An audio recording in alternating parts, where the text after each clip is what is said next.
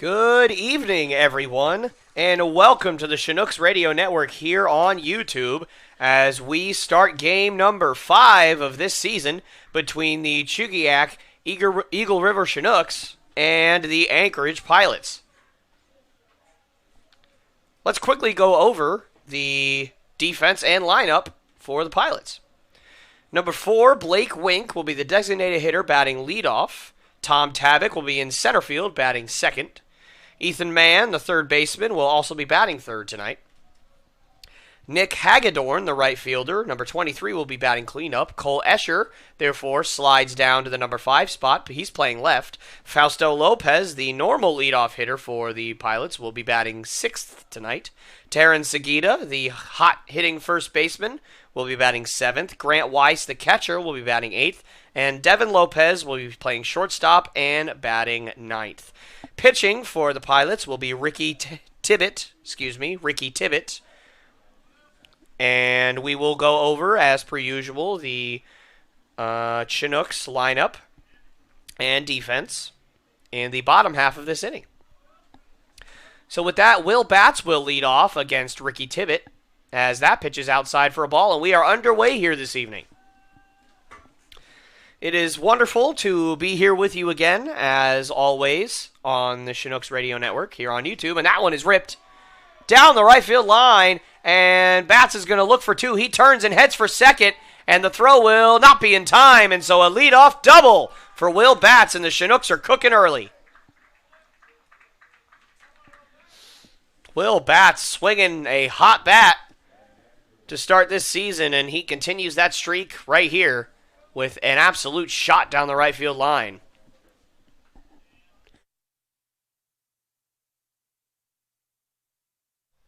And now John Mark Mullins will step up to the plate for the Chinooks.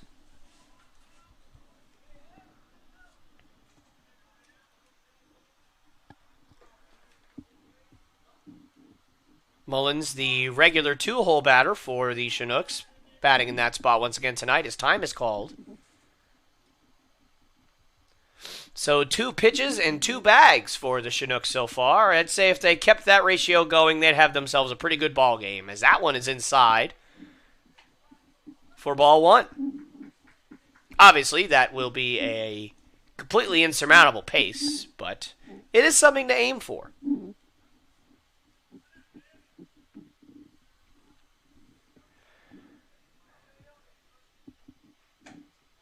And that one is outside for ball 3. So a ball, a strike, and then 3 straight balls for Tibbett, the pitcher, for the Pilots.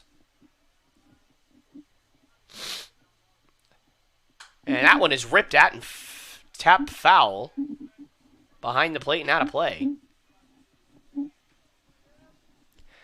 Once again, we are having some issues with the internet, so the video quality might not be up to par. However, I'm going to do the very best I can to call this like it's a radio broadcast, as I normally do. As Tibbett fires, and that one is outside, and, okay, apparently I had the wrong amount of balls. I thought that it was 3, and he is not walking, so evidently it is now a 3-2 count. So my apologies there. I'm not sure where I went wrong on that one, but it happens, I suppose. Tibbett takes a peek at second and fires, and that one's outside. And this time, and a late call by the home plate umpire, but a strike call nonetheless, as the count moves full.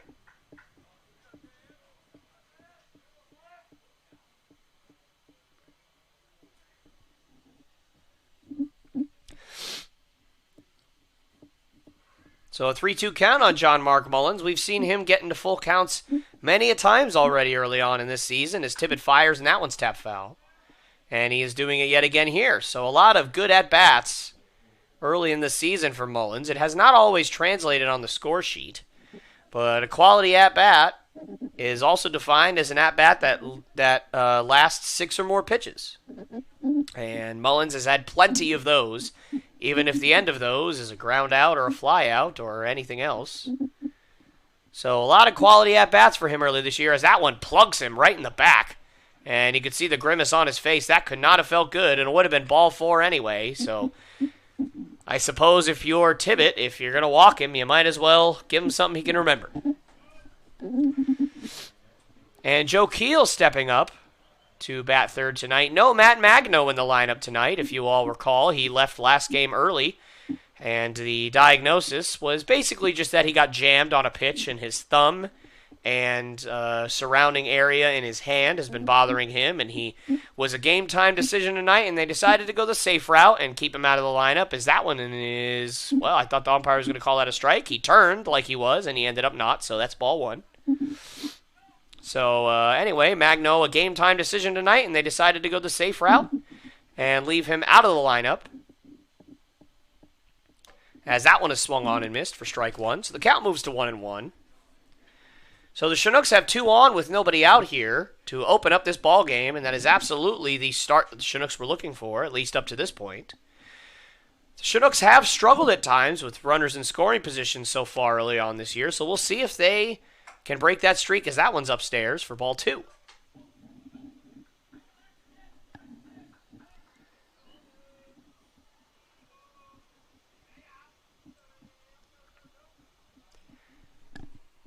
Tibbet sets, takes a peek at second base, and fires, and that one's inside for ball 3. So a 3-1 count, good count for Joe Keel, who is once again behind the plate tonight. I had a conversation with Joe earlier and asked him how his knees were doing, and he told me that his knees never really hurt after catching.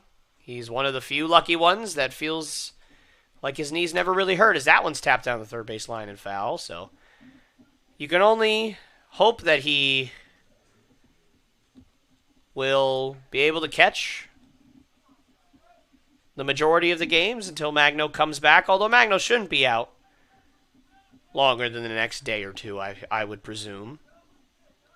So just keep him in your prayers if you decide to leave us tonight and go to bed early before this game is over, as that one is popped straight up towards our press box, and that one's going to bang out of play.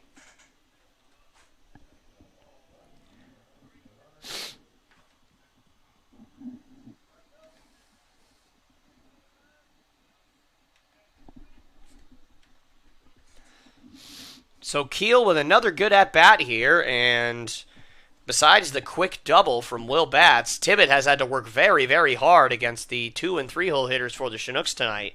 It's definitely going to play a factor into later in this ball game, no matter if he doesn't get out of it, as that is a great pitch, and Joe Keel will go down swinging.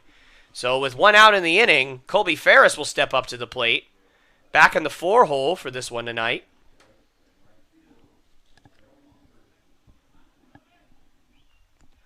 And Ferris will look to have a more productive out in this at-bat. Or he will look to drive the baseball and get these runners home. And that one's in there for a called strike 1. Good fastball there from Tibbet.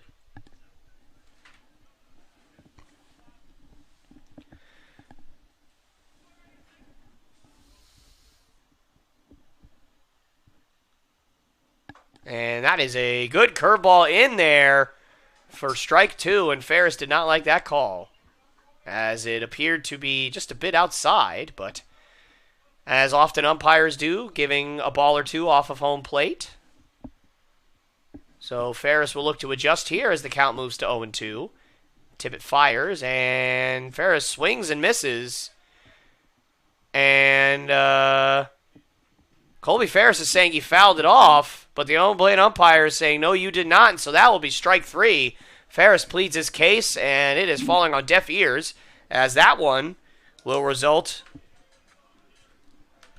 in a strikeout. So 2 straight strikeouts for Tibbet after giving up base runners to the first 2 batters of the game. And now, Pate Fullerton, moving up to the 5-hole in this one, will look to pick up the slack for his teammates. And that pitch is swung on and missed for strike 1. So 2 good bounce-back at-bats there for Ricky Tibbet, the pitcher for the Pilots. We will see if he can continue to mow down the Chinooks hitters for the remainder of this inning. or if the Chinooks can make an adjustment here. And this pitch is outside for ball one.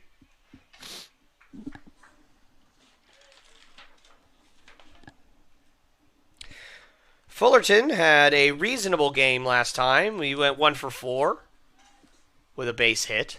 So definitely he'll take the hit. As that one is in there for strike 2. And as I said earlier, ladies and gentlemen, it appears the home plate umpire is giving several balls off the plate. So we will hope that he will be as consistent, or excuse me, he will be consistent when the Chinooks pitchers are out there. And that's all you can ask for as a player, for an umpire, as that one is tapped over to second. As Blake Wink will fire onto first, and the Pilots escape danger there. And the Chinooks end up with nothing after a leadoff double from Will Batts and a walk from Mark Mullins. So the Chinooks will look to get their bats back in a good position when we head to the bottom of the first.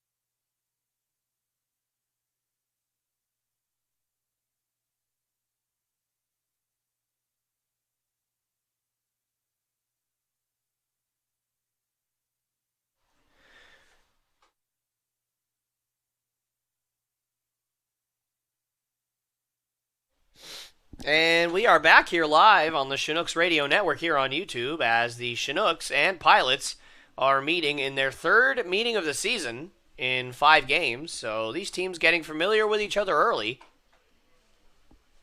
Chinooks led off the ball game with a double from Will Batts and a walk and ended up coming out of the inning with no runs in the top of the first.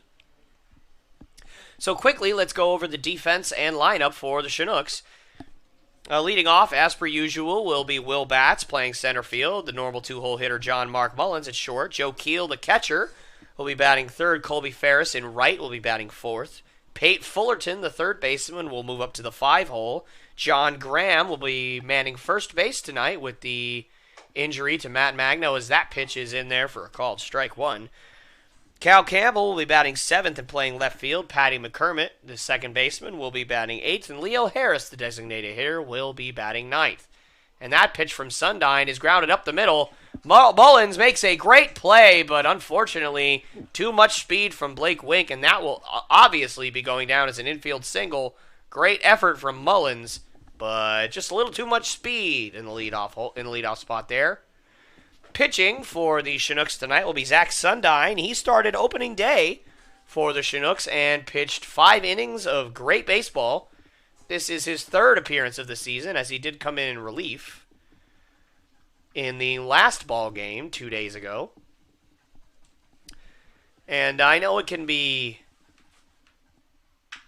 odd, as that one is tapped onto second. Let's see if the Chinooks can turn 2. Patty McCormick fires onto short, but too much speed from Tabak there, as there wasn't even a play at first. So a fielder's choice there for Tabak. And that will be the first out of the inning, as Wink is retired. So a good bounce back pitch from Sundine. And anyways, as I was saying, I know it can be odd to say that a guy came in relief in his last game and now he is starting tonight. You probably sit there and wonder, well, how's his arm going to respond? Isn't he going to be fatigued if he just pitched in the last ball game? Well, first of all, Obviously, there was an off day yesterday, so that does help, but oftentimes there is not an off day between those instances. For instance, it is very possible that Brandon Argomanis, who is tomorrow's starter, might have to relieve one game today as that pitch is upstairs,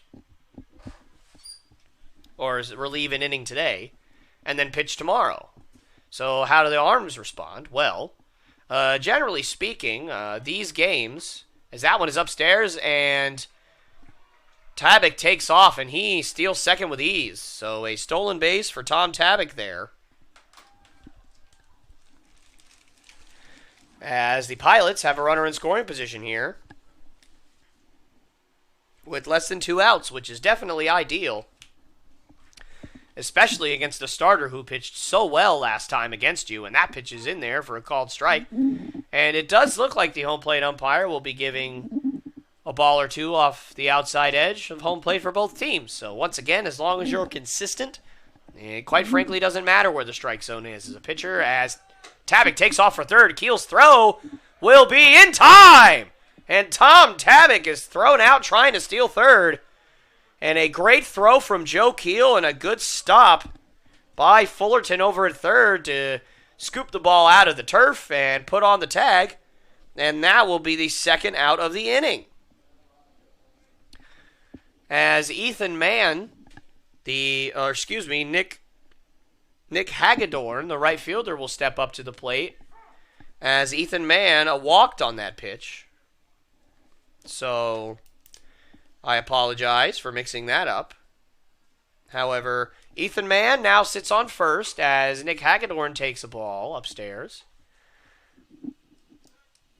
So generally speaking, when a pitcher throws, let's say the pitch count will be 20 pitches probably for Argomanis today if he were to pitch, as the pitch count was 2 days ago for Sundine. It was only about 20 pitches. That generally acts as a bullpen day, which is a frequent occurrence in the life of a pitcher. So what happens is 1 or 2 days before you throw, you generally throw a bullpen to make sure everything is sharp, and that does tax your arm. So instead of doing that anyway, as that one's tapped out in front of the mound, and McCormick couldn't get to the bag in time, so a tough play there. As Graham had to charge that one, wasn't sure if Sundine could get there, so that will go as an infield single. So 2 infield singles to open the first inning for the Pilots, and that is just tough luck for the Chinooks. There's nothing you can really do about that. So Cole Escher, playing left field tonight, will be batting now. And so instead of throwing a bullpen just on your own, as Tom Tabak takes off for third, and he will make it. Or not Tom Tabak. Ethan Mann will take off for third, and he will make it. So a stolen base, and an easy stolen base for Ethan Mann, as that one is outside. So the count moves to 2-0 on Escher. So anyways, instead of just throwing a bullpen just on your own with no batters, why not throw it in a game, essentially? So that's essentially what that functions as. As that one is in the dirt, and Hagedorn will take off, and he will take second base on the wild pitch.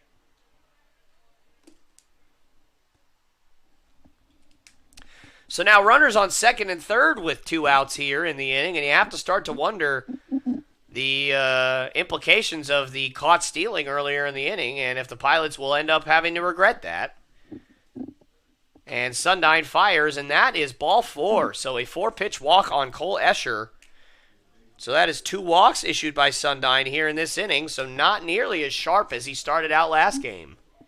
But has yet to give up any runs, so he still has a chance to work out of danger as Fausto Lopez, the second baseman tonight, will be stepping up to the plate here. And that pitch is in there for a called strike, so Sundine gets ahead here, which is very important in situations like this. As on average, a hitter's batting average drops roughly 200 points with strike 1. And that one is swung on and missed, so Fausto Lopez quickly down 0-2.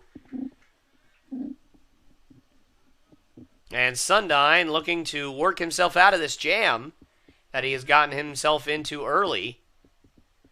And the 0-2 from Sundine is swung on and fouled off. So Fausto Lopez barely staying alive here on a good curveball there from Sundine. And curveball doesn't look quite as sharp as it did last time. So we will see if Sundine can get the feel for that as this game goes along. And that one is well inside, and Lopez giving a look to the dugout thinking, you know, I should have probably let that one hit me, as that would have brought in a run, but nonetheless, you can't go back in time. Not unless you have a very specific type of hot tub, anyway. If anybody's seen that movie, Hot Tub Time Machine. Good movie, as that one's ripped down the right field line.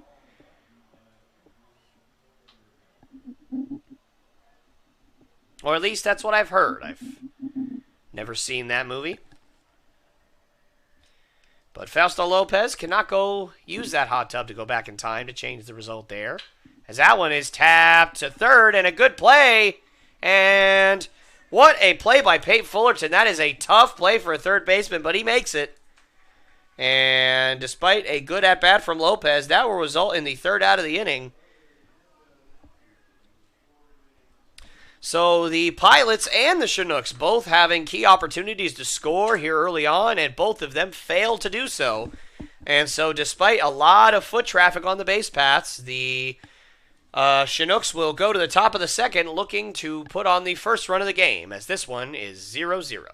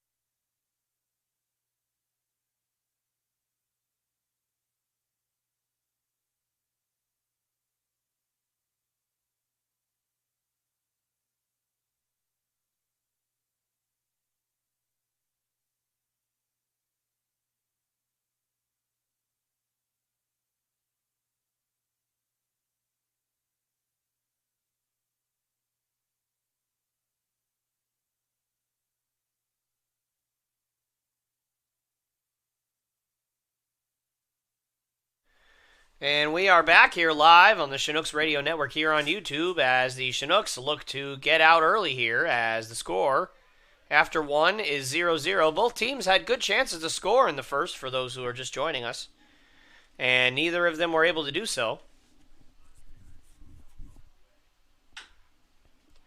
As each team left runners in scoring position in that inning as John Graham steps up to the plate here.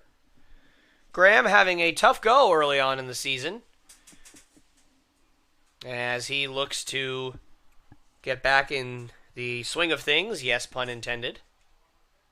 As that one is flown out to center field, should be playable as it leaks into the triangle as the shortstop, Devin Lopez, settles under it, and he makes the catch for out number one.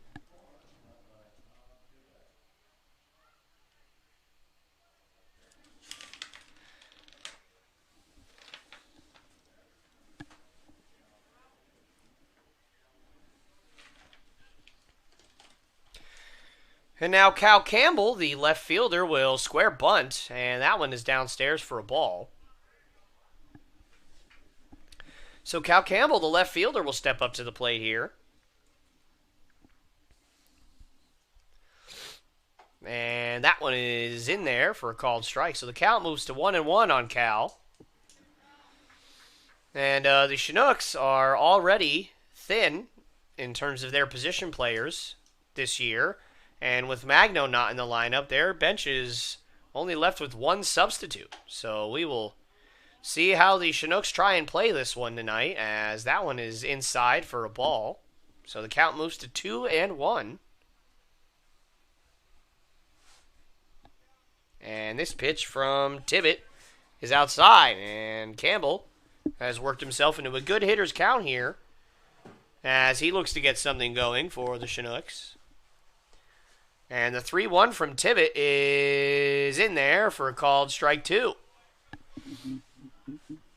So another quality at-bat early on here from the Chinooks. And we will see who will win this battle as Tibbet fires well inside for ball 4. And so Cal Campbell works himself a walk. And we will see if the Chinooks can get anything going with it. As Patty McCormick, the second baseman, will step up to the plate.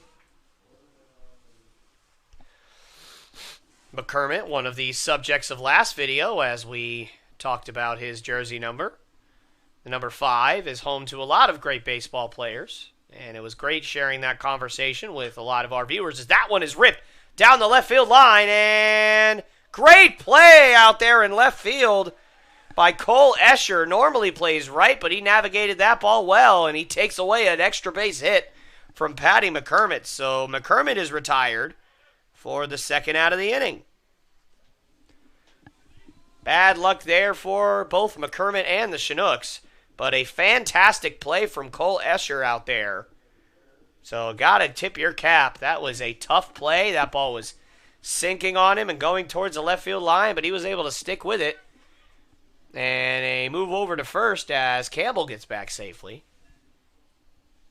So Leo Harris, who's been flip-flopping between the designated hitter spot and third base this year, will continue that pattern as the designated hitter here tonight. And that one is in there for a called strike.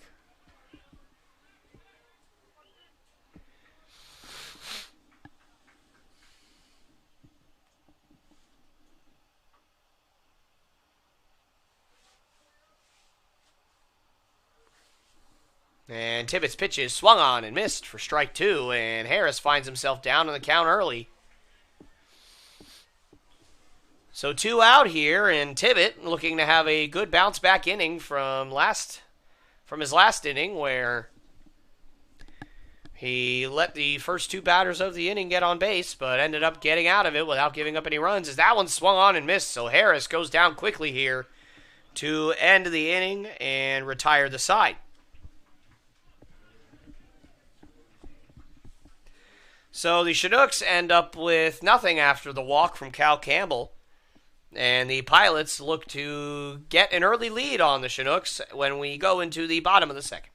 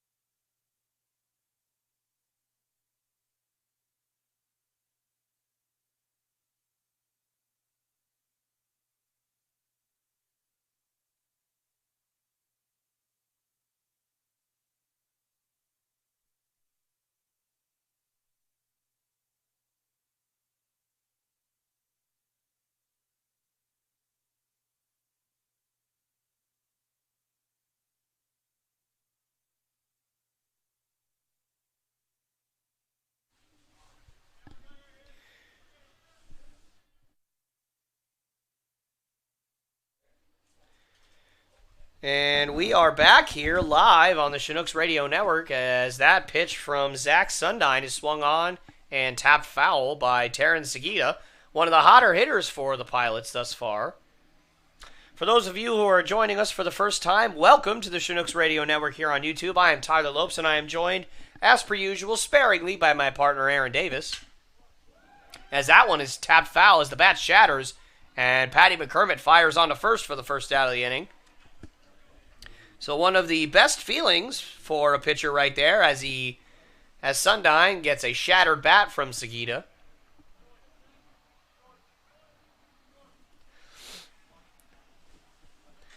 And once again, if you are new, thank you so much for joining us. We know that there are a lot of different options you could have, including sleeping during this hour, and we are so grateful that you've decided to join us as we all look to further our careers here for the Chinooks and have some fun doing it. So a 1-0 count here to Grant Weiss, the catcher for the Pilots, as that one is tapped high in the air and foul behind home plate, not a play. So the count moves to an even 1-1.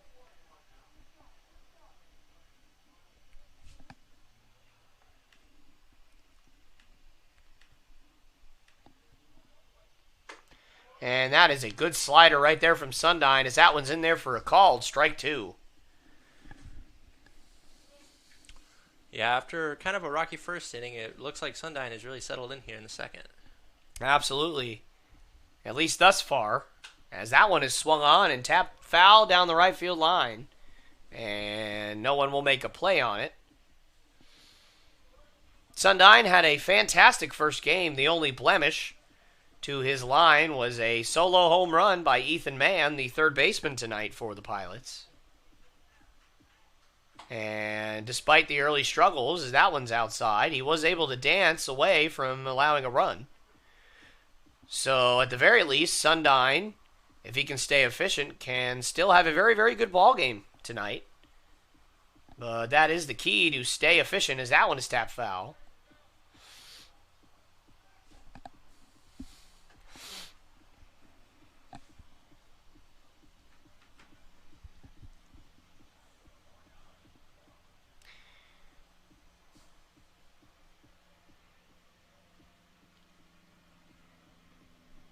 And Sundyne's pitch is hit down the right field line, and that will get out of play. So Wise making Sundyne work here. No doubt a little more familiar with him now that he's faced him a few times this season. And we'll see how Sundyne decides to attack this. And a little quick pitch there. And might have actually worked if that ball was, quite frankly, anywhere close to home plate. But it was not. So that will be upstairs for ball 3. And the count will move full to Grant Weiss. So after a quick first out, Sundyne having to work here against Weiss, as that one is outside for ball 4. So a good at-bat from Weiss there as he draws a walk. And with one on and one out here, the shortstop Devin Lopez will step up to the plate for the Pilots. Yeah, I love that attempt by Sundyne there to kind of quick pitch and mess up the hitter's timing a little bit, but it just didn't work out for him that time. Yeah, we definitely have seen a little bit more of that over the last few years as that pitch is inside for a ball. Famously, Johnny Cueto, when he was in his prime for the Cincinnati Reds and the Kansas City Royals, did a lot of that. Sometimes he would lift his leg all the way up and then just go straight to home plate as that one's tapped down the third base line and foul. Sometimes he wouldn't lift his leg up at all and just go quick pitch to home plate. Sometimes he'd pick his leg up, turn all the way around, do a couple shoulder shakes, lose his balance a little bit, come back around and throw. And when you add in the legality of that, as well as several pitches that all move and all move in different directions, it was pretty hard pitch by pitch to know what was coming and to get any timing off of Cueto, which is one of the many reasons why he was so good back in that time. Still a very serviceable pitcher for the Giants, but of course he's getting up there in age, so he's nowhere near as dominant as he used to be. As that pitch is swung on and missed, and a good stop by Keel. As actually it appears the umpire is signaling it was a foul ball. I apologize, but there is no volume for the game up here. So if I don't hear a foul tip, it's hard for me to tell if it was fouled off if it just goes straight down into the dirt. So I apologize for that.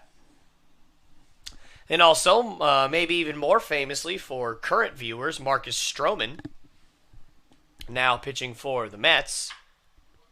So that one's tapped to short. Let's see if the Chinooks can turn 2, and they will. Great turn there by John Mark Mullins, and McCormick finishes it off as the Chinooks get the double play they need to get out of the inning. So, despite the early walk from Grant Weiss, the Pilots end up with nothing once again here in the second, and the Chinooks will look to take advantage of this opportunity to take the lead as we head to the top of the third.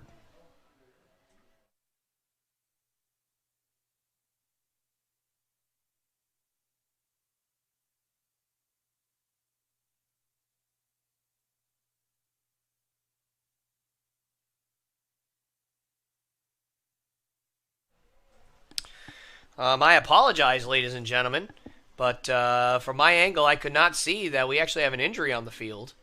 Devin Lopez, the one who just hit that ground ball, hit first base and evidently came up hobbling, but he does look like he is getting off under his own power, so that is a good sign. But if we get any updates, we will certainly send that your guys' way, although I highly doubt that we will be getting any updates, so you might have to wait for tomorrow on that one.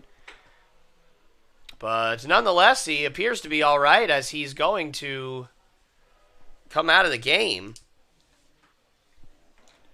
So Devin Lopez will no longer be the shortstop for the Pilots, as Fausto Lopez, who was the second baseman, will move over to short. And number 28, Michael McNamara, will move over to second base now. So Michael McNamara will be entering the game and batting ninth.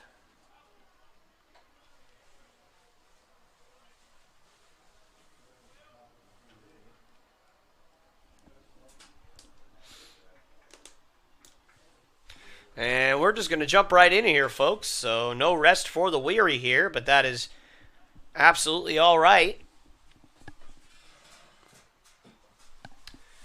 So Will Batts, who led off the game with a resounding double, will step up to the plate again here against Tibbet.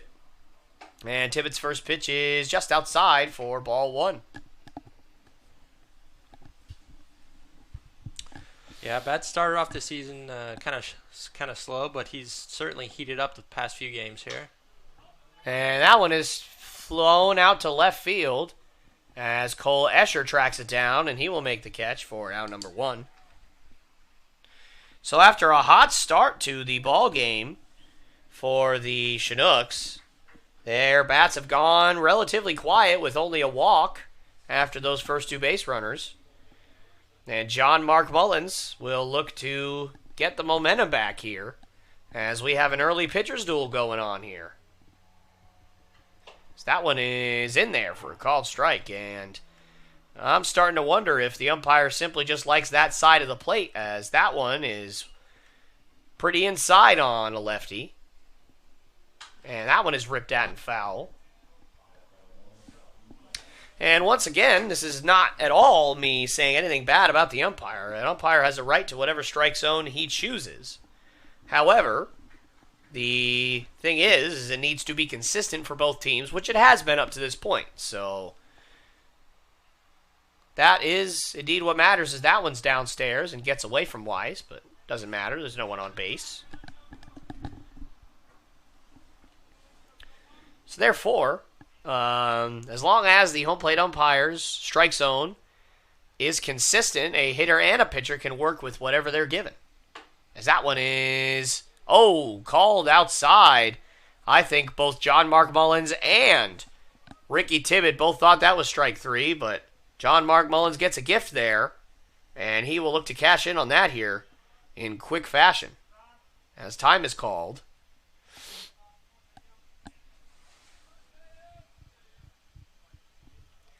So Tibbet looks in and fires, and that one is called strike three. And my goodness, if you weren't going to call the last curveball, then why would you call that one? But nonetheless, Mullins is rung up here, so he goes down looking for the second out of the inning. And Mullins actually gave a look to the umpire like, come on, man, how did you not call that curveball and then call that fastball? And I don't know the answer to that either, folks, but nonetheless, Joe Keel, the catcher, will step up to the plate. And that one is ripped up the middle for a base hit.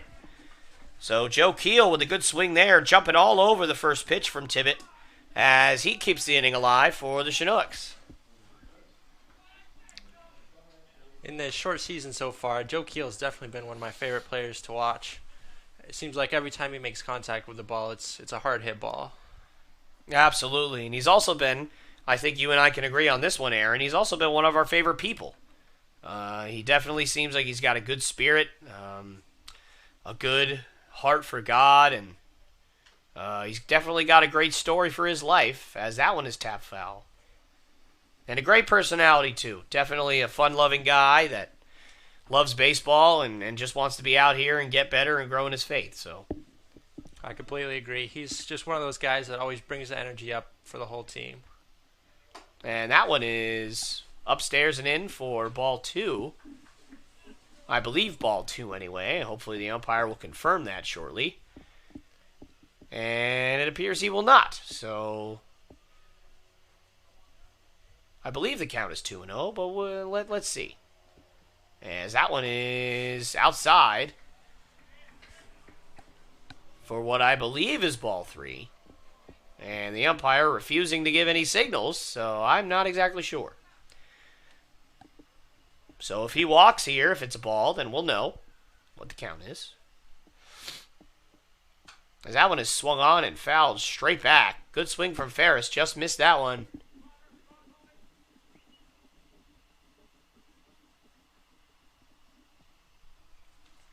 I do apologize for not knowing the count 100% of the time, but there is no scoreboard here, so it can be difficult at times to remember what each pitch was as that one's fouled off. So either way, there are, well, 2 strikes on Colby Ferris. And I do believe the count is full.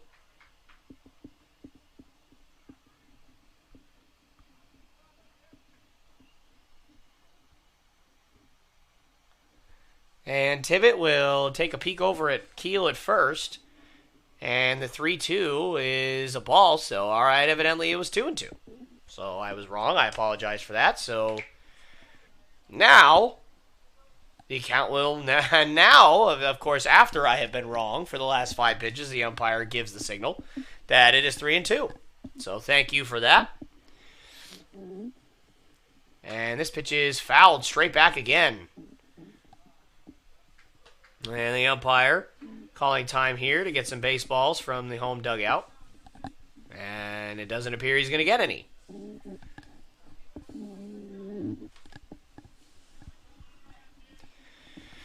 So Ferris working himself a full count here as he calls time.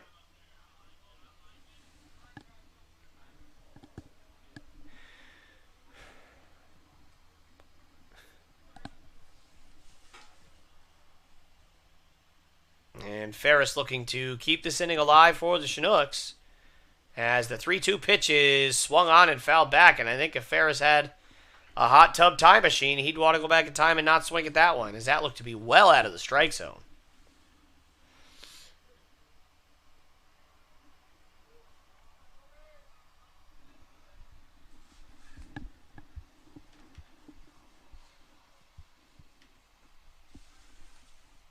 And Tibbet's 3-2 is once again fouled off. So Ferris, at the very least, making Tibbet work real hard here in the 3rd inning. As Tibbet's pitch count climbs higher and higher and higher to start this ball game, as he is probably well into the 50 pitch count already. As he did throw a lot of pitches in the 1st inning and is throwing a lot of pitches here. And that one is ripped to 3rd base and stopped. And he fires across the diamond.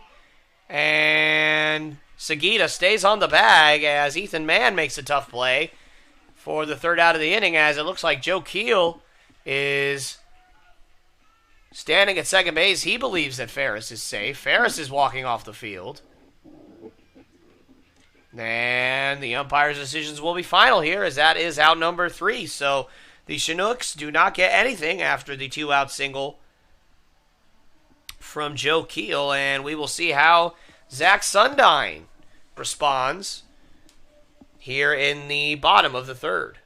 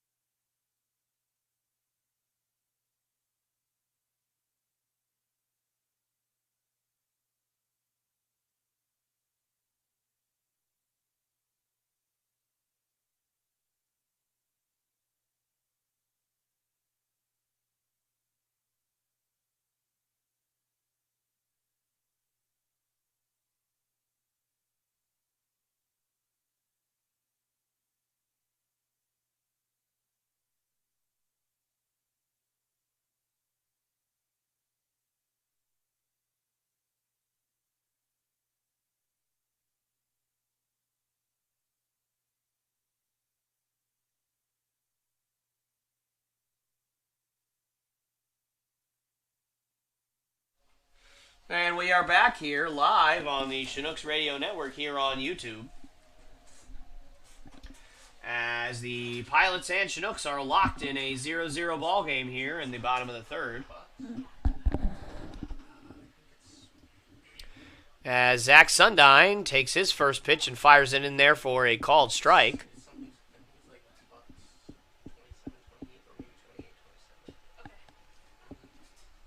So Zach Sundine has followed his, as that pitch is looked to bunt, but pulled back by Blake Wink, the leadoff hitter and designated hitter. And so Zach Sundine has followed his first magnificent start and a fairly good relief appearance with another 2 good innings here, as that one is in there for a called strike 2, and so the count will move to 1-2 here on the leadoff hitter for the Pilots. And Sundine's 1-2 is outside for ball 2. And Sundine, whose teammates affectionately call him Sonny, has definitely looked to be, as that one is tapped to the mound, as Sundine throws on to first for the first out of the inning. Looks to be one of the more dominant starters, not just for the Chinooks, but in the league thus far to open this season. And I definitely think the stats will back that up. And the umpire and catcher having a little conversation right there. Not sure exactly what it was about, but it looked to be friendly as they both laughed as the umpire ran away. So probably nothing serious. And so 1 out here in the bottom of the third as Tom Tabak, the center fielder, takes the first pitch for a ball. So the count will move to 1-0. And Sundine's second pitch is swung on and missed. That pitch looked to be about 3 balls outside or off the plate, and Tabak just couldn't help himself there. And a bunt from Tabak, as that one is tapped foul. So the count will quickly move to 1-2. As Sundyne, as he did in his first appearance, working quickly here, trying to get himself into a rhythm, and establishes dominance early on, just like he did in the first meeting against the Pilots. And that one is foul tipped into the catcher's mitt and held on by Keel. So that will be a swinging strike three, as Sundyne has looked great after his mediocre first inning.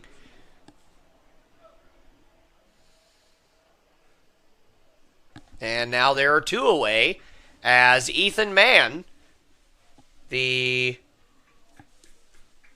batter who hit a home run off Sundyne in his first game, and he will definitely look to repeat that success, as that one is downstairs for ball one. Ethan Mann not in the starting lineup last night, or not last night, excuse me, 2 nights ago when these two teams faced off, as that one is hit into the air to right field, and Ferris barely has to move, and he makes the catch. So quickly here, the Pilots' 1-2-3 hitters are dispatched in order, as the Chinooks will look to take the lead going into the top of the fourth.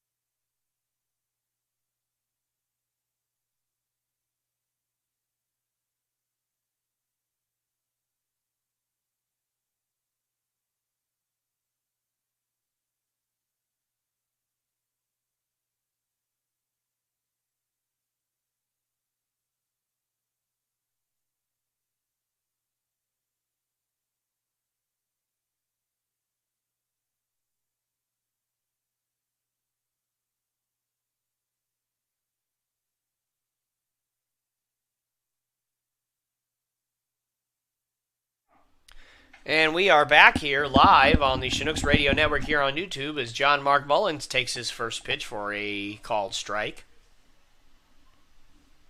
As Ricky Tibbett, as that pitch is fouled off, has looked good to open the ball game here.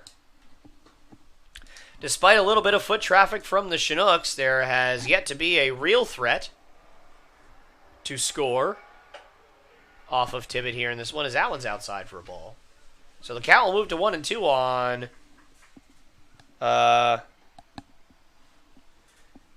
John Mark Mullins. Excuse me, I had a bit of a brain fart there. As that one is tapped back foul.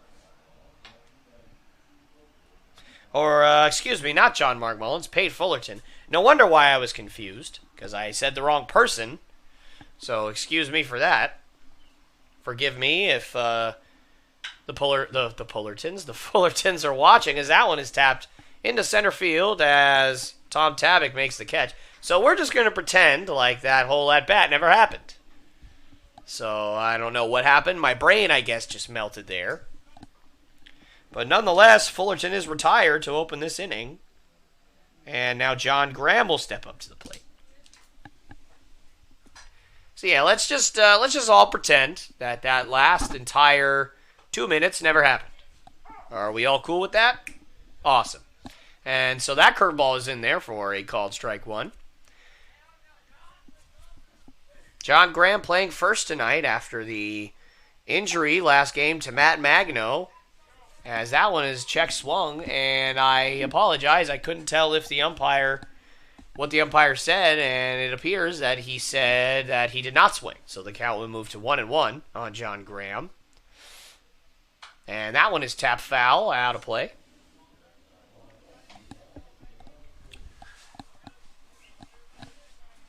So Graham playing first tonight, again after the injury to Matt Magno.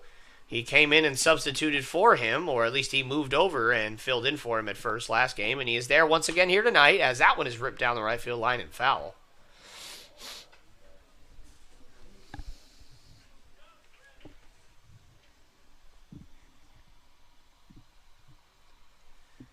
So Graham looking to keep the inning going for the Chinooks and get something started, as that one is swung on and missed. So Graham goes down swinging, and quickly 2 are out here in the top of the 4th. Cal Campbell will step up now with 2 outs. He drew a walk in his first at-bat, worked hard for it too. Saw, I think, about 9 pitches in his last at-bat, so a good at-bat there for him. And he's going to look to repeat that effort here and keep the inning alive for the Chinooks. And that one is, wow, looked to be well off the plate, but called a strike. As, once again, the umpire is giving several balls off home plate for both teams here. And that one is also in there for strike. And Campbell looking in the dugout going, all right, guys, get my boat oar. I'm not sure what to do here. And the pitch from Tibbet is popped up on the right side of the infield as Sagita backs up and makes the catch for out number 3. So the Chinooks are dispatched quickly here in the top of the 4th, and the Pilots will look to take the lead going into the bottom of the 4th.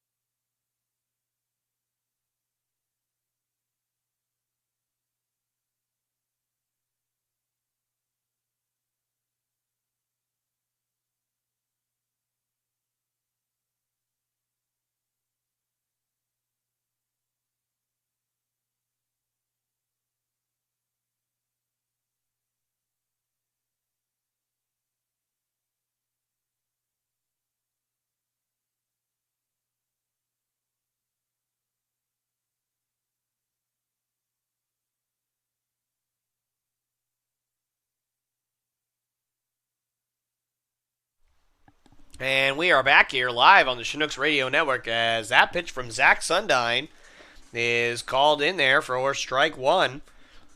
So Nick Hagedorn, the right fielder, will lead off against Sundine here, who has pitched very, very well. Not just tonight, but all season long for the Chinooks, and he is repeating that effort so far this evening. As that one is ripped down the first base line and snagged by Graham, and that will be the first out of the inning. So Hagedorn is retired to open the bottom of the 4th. So Cole Escher, who made a very nice running play, robbing Patty McCormick of a hit early on in this game in left field, steps up to the plate now and looks to get something going for the Pilots. But he has a tall task, as Sundine has gotten himself into a pretty good rhythm, although that pitch is outside for a ball. And that one's tapped foul right behind the plate.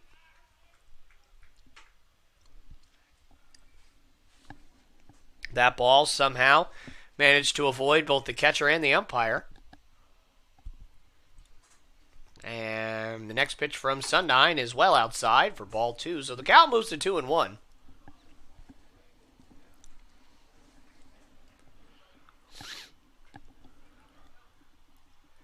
Sundyne's next pitch is upstairs, so the count will move to 3-1. Good hitters count for Escher, as it's going to take counts like that to get something going off of Sundyne here, as Sundyne's 3-1's outside for ball 4. So for the second time tonight, Cole Escher has worked himself a walk.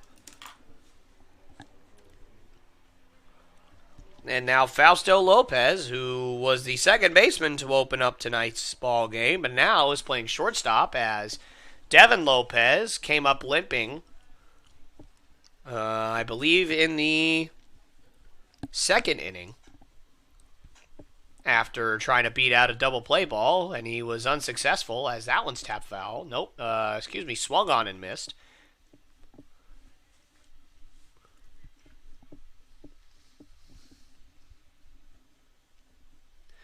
So, bottom line is now Fausto Lopez is playing shortstop, as that one is popped high up in the air in foul territory, as Graham settles under it, and he will make the catch for out number 2.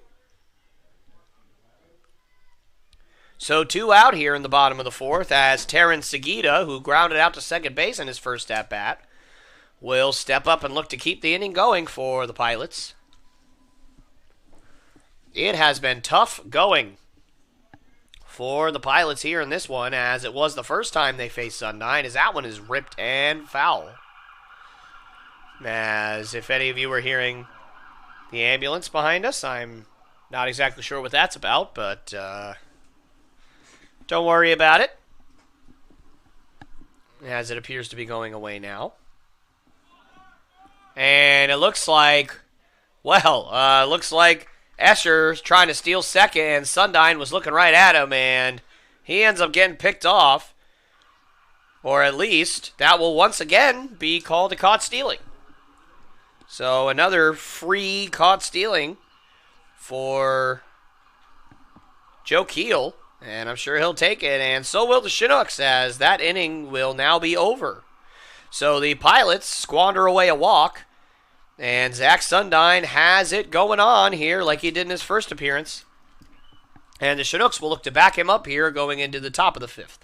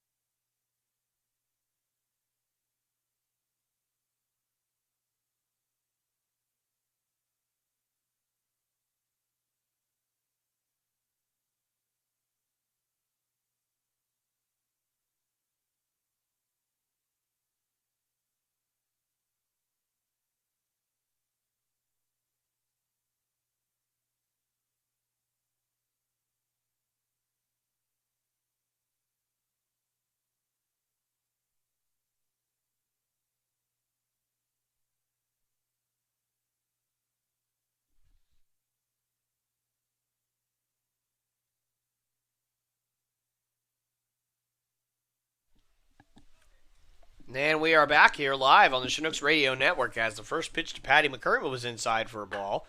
That one is ripped down the left field line and foul. So Patty McCurry, the second baseman tonight, had a very well hit ball last time, but a great play by Cole Escher robbed Patty McCurry of a certain extra base hit. And that one is well outside.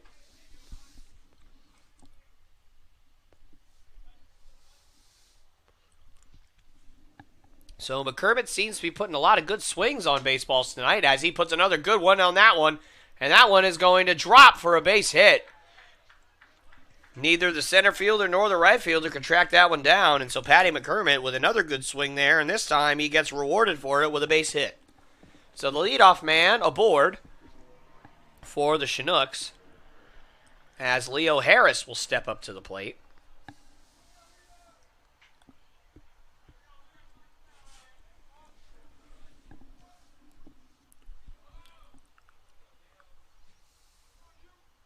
And a move over to first, and McCormick gets back safely.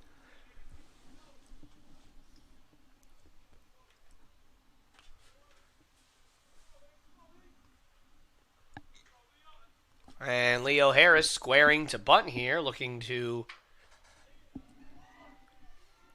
get McCormick over to second base, and he does just that with a good bunt there. So a sacrifice bunt there for Leo Harris.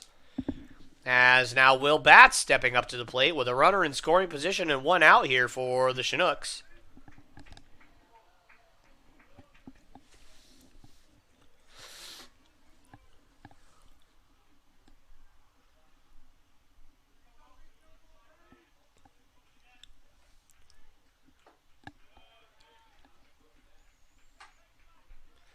And that pitch was downstairs for a ball, and I think now is as good a time as any to do our Q&A for the evening. As Tibbetts' pitch is ripped into right field for a base hit. Unfortunately, McCormick had to wait and make sure that that ball did get through.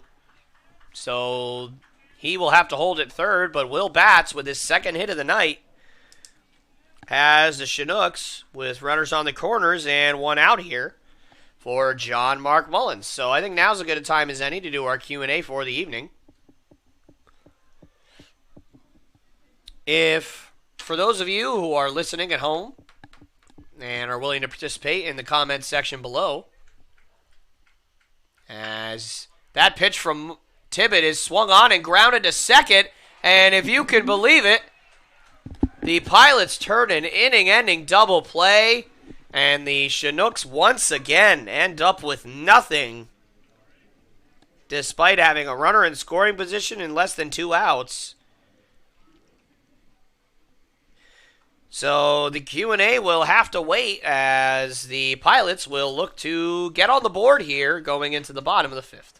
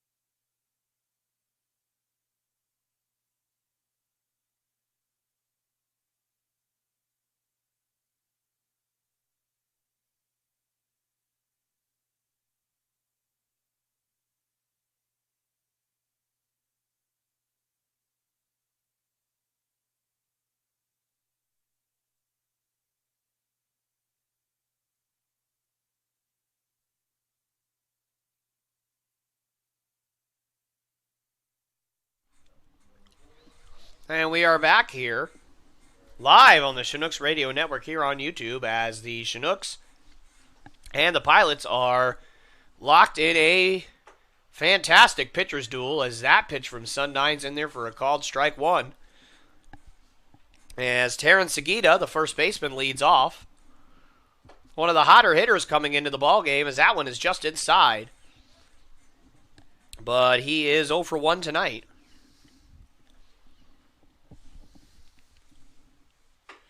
And that pitch is upstairs.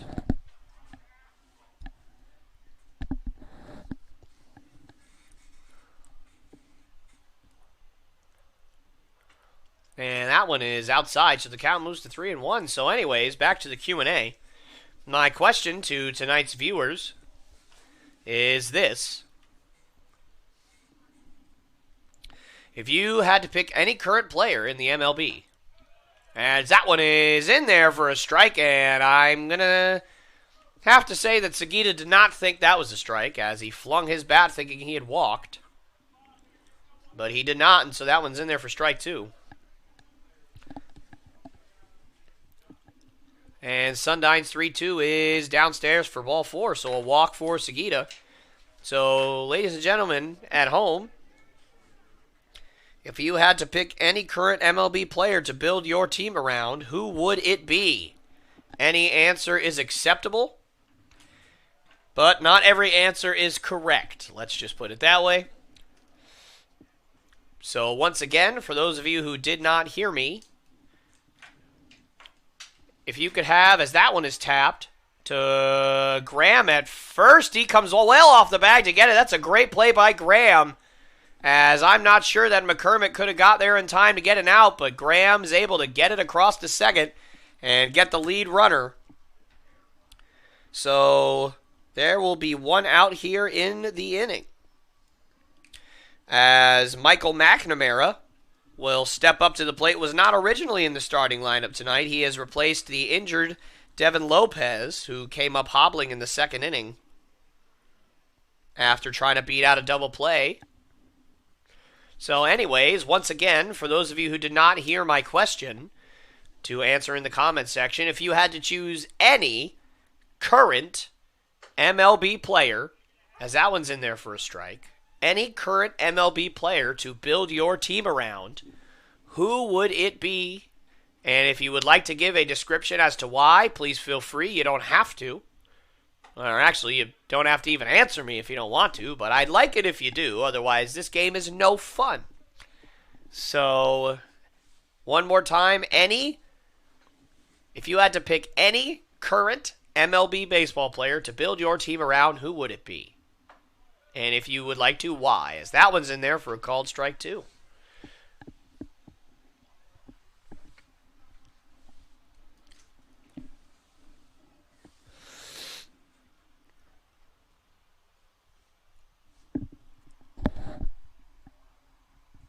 As that one is tapped to third, let's see if the Chinooks can turn two. Fullerton on to McCormick, who just eats it. So the Chinooks do get one, as another fielder's choice in this inning results in the second out. And now the leadoff hitter, Blake Wink, the designated hitter, will step up and try to get something going for the Pilots against Zach Sundine, who has had another masterful pitching performance here tonight.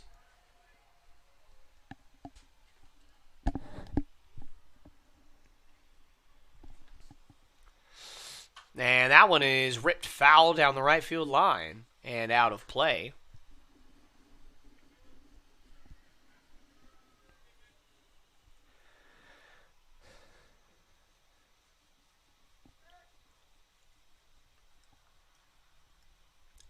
And a move over to first from Sundine, and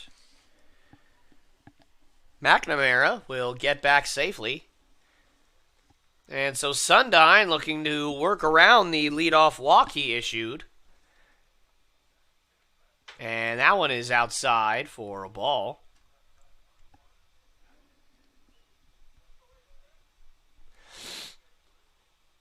And once again, ladies and gentlemen, I will try and do these Q&As every day.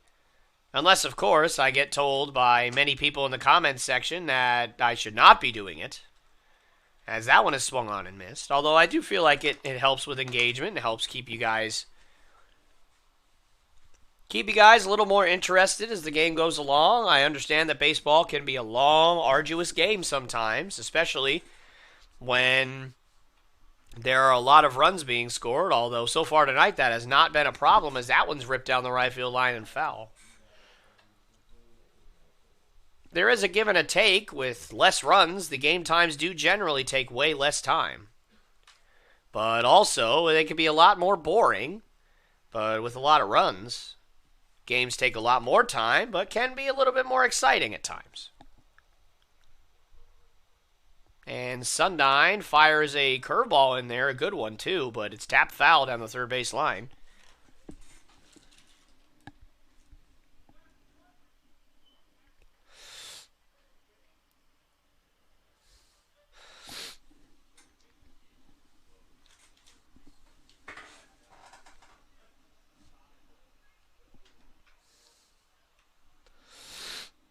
And Sundine's pitch is just inside.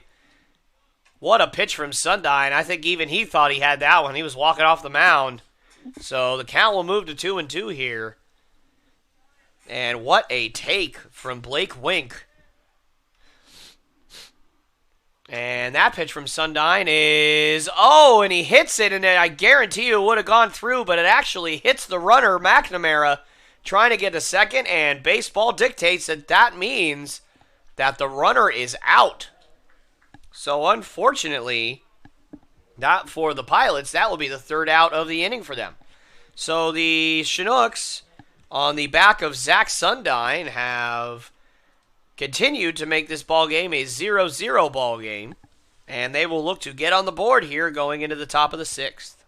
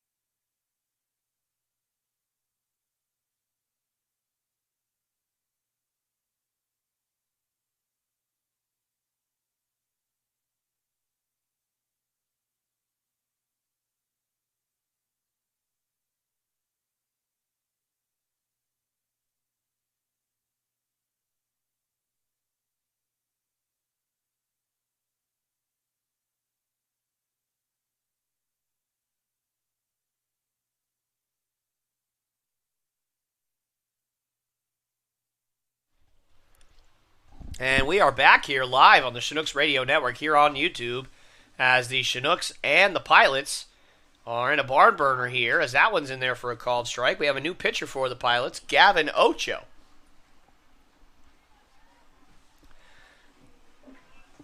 Will be the new pitcher for the Pilots. And his second pitch of the inning is taken. And I couldn't see if the umpire called that a strike, and he did not. So that will be a 1-1 count to Joe Keel, the catcher, for tonight.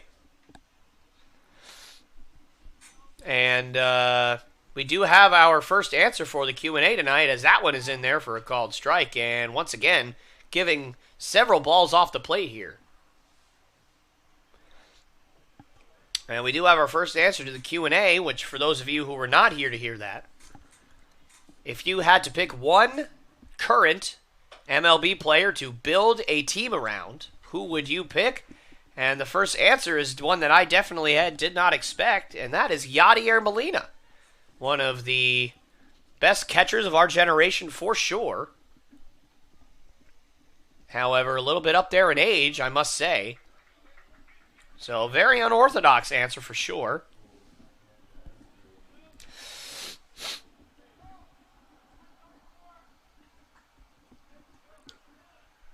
And we do have a Mike Trout, so I expect to be hearing a lot of that. Mike Trout, definitely a fantastic player and fantastic answer. As that one is called strike 3, so Keel will go down looking, and he does not like that at all.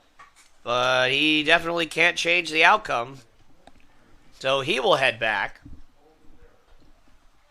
to the plate. So definitely Mike Trout, not a bad answer whatsoever, as Colby Ferris, the right fielder, steps up here.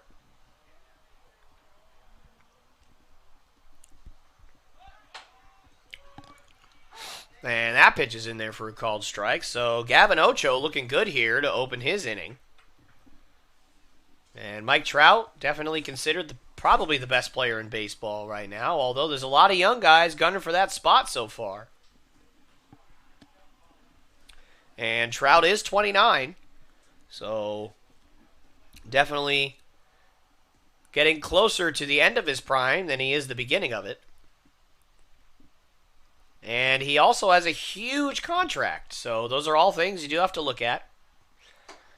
We do have another answer. I'm not exactly sure who that is, but I'm going to assume here that you're trying to say Shohei Ohtani.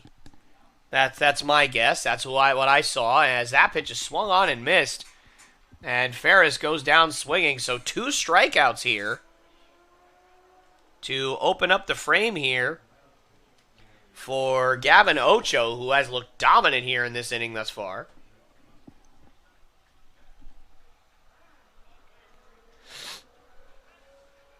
So I'm going to guess that you're trying to say Shohei Ohtani.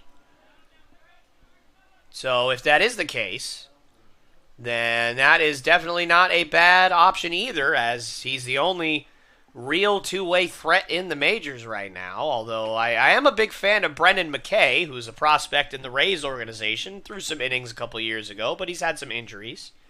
I like him a lot, but he's definitely nowhere near a Shohei Ohtani, as that one's tapped foul by Pate Fullerton, who is playing third tonight. And Shohei Ohtani has had a fantastic year both on the mound and at the plate this year, although the only question I would have is, can he sustain it? Obviously, he's had some injury issues. And plus, it's only been roughly a quarter of the season so far. And yes, while he has looked dominant, can he keep that going for another 4 months?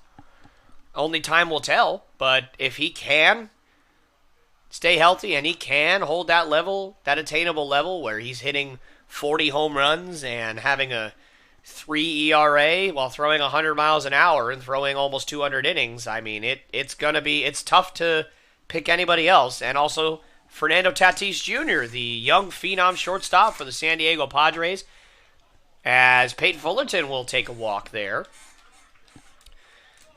So Fullerton will get on base for the first time tonight and keep the inning going for the Chinooks. Tatis, a phenomenal prospect and player. Hilariously, for those of you who do not know, he was traded. He actually used to be in the White Sox organization. He was drafted by the White Sox, and he was traded when the White Sox were trying to compete for a wild card spot back in 2016, straight up for James Shields, who at the time was having a career year, but then obviously, he fell off the face of the earth and he's not in baseball anymore, and Shohei Ohtani is Shohei Ohtani. So, one of the, I'd say one of the more lopsided trades as a pickoff from Wise over at first, and Fullerton gets back safely. So Shohei Ohtani, young, stud, plays a premium defense, has a premium bat, 20 years old, great choice. Again, injuries, that concerns me a little bit. Big contract concerns me a little bit. But I guess if you're going to give a big contract to anybody, you might as well give it to Tatis, as John Graham will also draw a walk here, and that's going to prompt a visit from the pitching coach for the Pilots.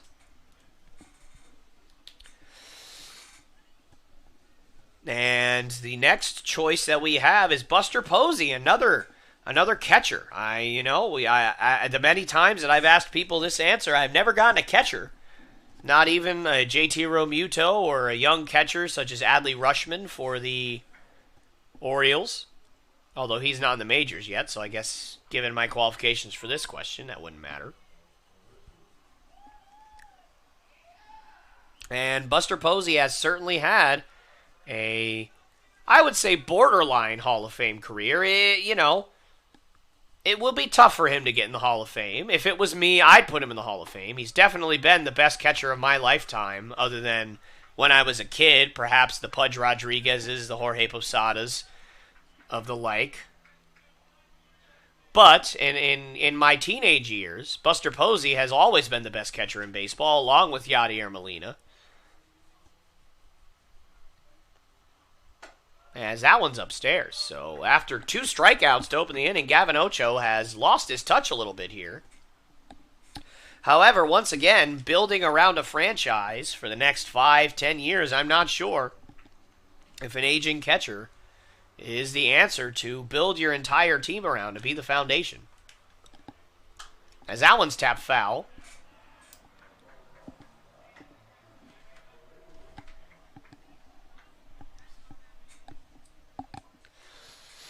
And it does appear that we do have a pinch hitter here. I apologize for not noticing that earlier. I must have not seen that. As Ocho's pitch, it goes in and drills it.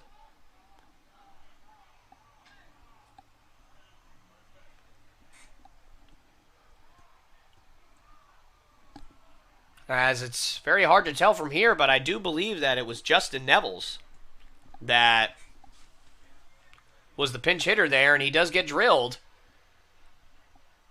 And the coach and the umpire are going to have a conversation there.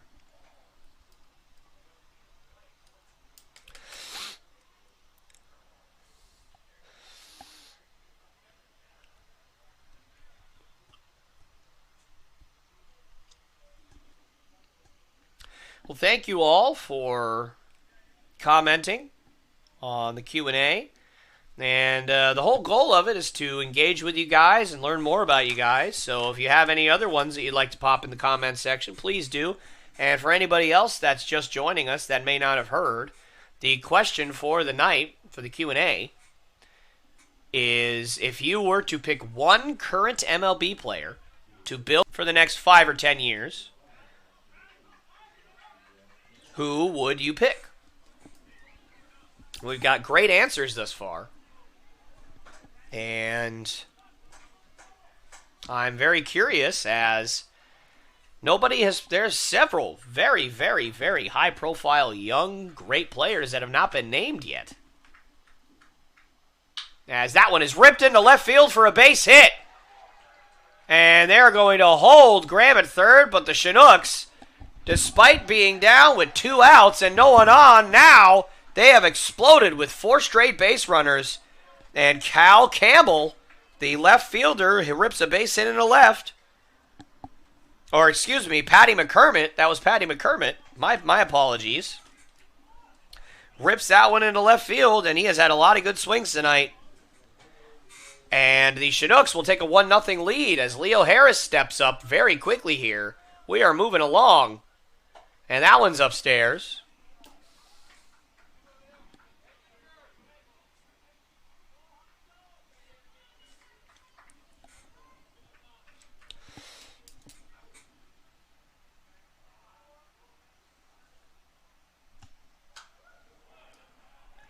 And that one is fouled off by Harris.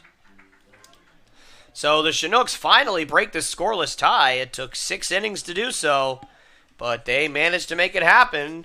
And behind the fantastic game thus far from Zach Sundine, it might be hard for the Pilots to get much back. As that one is downstairs for a ball. It has been tough go for the Chinooks offense lately, as they have had several chances with runners in scoring position over the last few games, and they have not capitalized on many of those scenarios, as that pitch is well inside for a ball. And boy, you have to wonder what in the world happened to the Gavin Ocho we saw for the first 2 batters, as he looks like a completely different pitcher here. Yeah, he looked absolutely dominant those first 2 at-bats. But whoa, and that one rides way up to Harris, and that's going to be a bases-loaded walk. Sorry, my apologies there, Aaron, for interrupting you.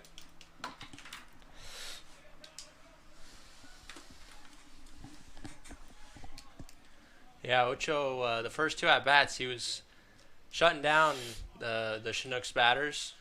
He looked untouchable.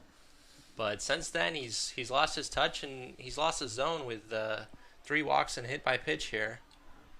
He's gonna need something to get him back on track here if he wants to stay in this game. And Grant Wise going out there to talk to his pitcher, and umpire going out to make sure things go quickly, but it looks like it's... And now time will be called, as the coach will once again come out, and you have to wonder if this is it for Ocho, and it will be. So Ocho leaves the ball game, having given up 5 straight base runners here, as it looks like they're going to do a double switch. Looks like they're going to send Ocho back to the pen.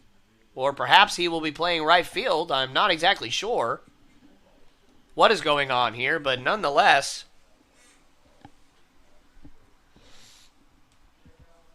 I believe the right fielder, Nick Hagedorn, number 23, will be pitching here.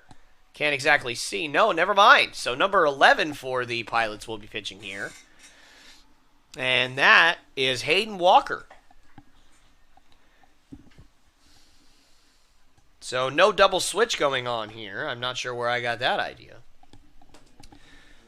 But Hayden Walker will be coming in to relieve Gavin Ocho here in the 6th. And for Walker, the most important thing at this point is to stop the bleeding, as the Pilots have had a tough go on offense today, and a few more runs, and this game might get out of reach given the dominant pitching from the Chinooks so far tonight. We do have a few more answers that I would like to go over here. We got Mookie Betts. Definitely not a bad choice at all. As a Red Sox fan myself, I watched Mookie Betts' whole career. Coming up through the minors as a second baseman. Well, first of all, I believe he got drafted in the 5th round of the 2011 draft. Same draft as Anthony Rendon and many other great players. It's actually widely considered one of the best drafts of all time. So a great 2011 draft as the Red Sox. And that one gets away from Wise, and the Chinooks are going to score another run here. And, oh, goodness, and Patty McCormick looking to score, and Harris is now trapped between, and so he'll look to get into a rundown. And the throw home, and McCormick steals another run!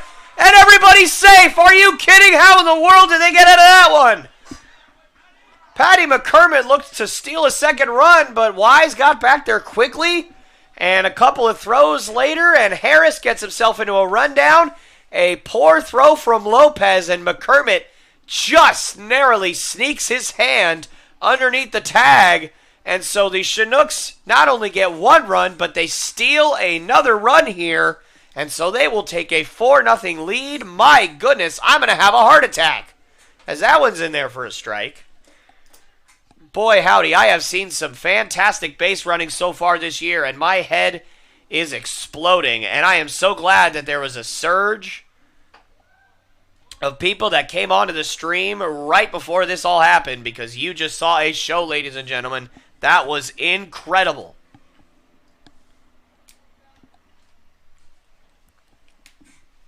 And now Will Batts will look to continue the momentum here.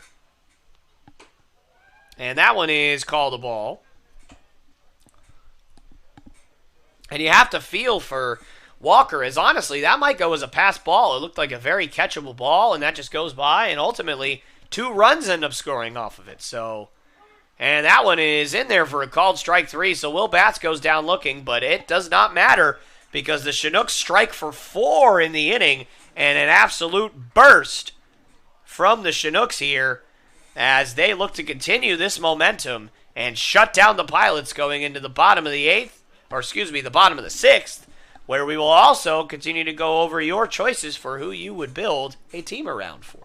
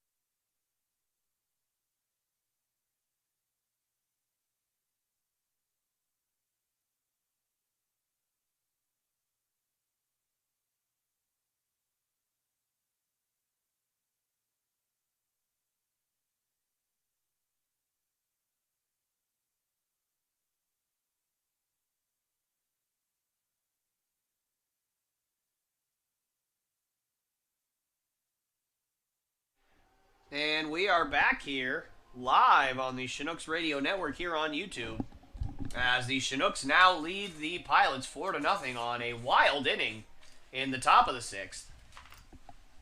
So for those of you just joining us, what a game it has been thus far. And a wild inning there for the Chinooks as they scored a couple of runs, and that one is ripped to first and a diving stop. And unfortunately, Graham, after his dive, could not get back to the bag, but a great job to keep that ball in play. But nonetheless, Tom Tabak will have himself a base hit.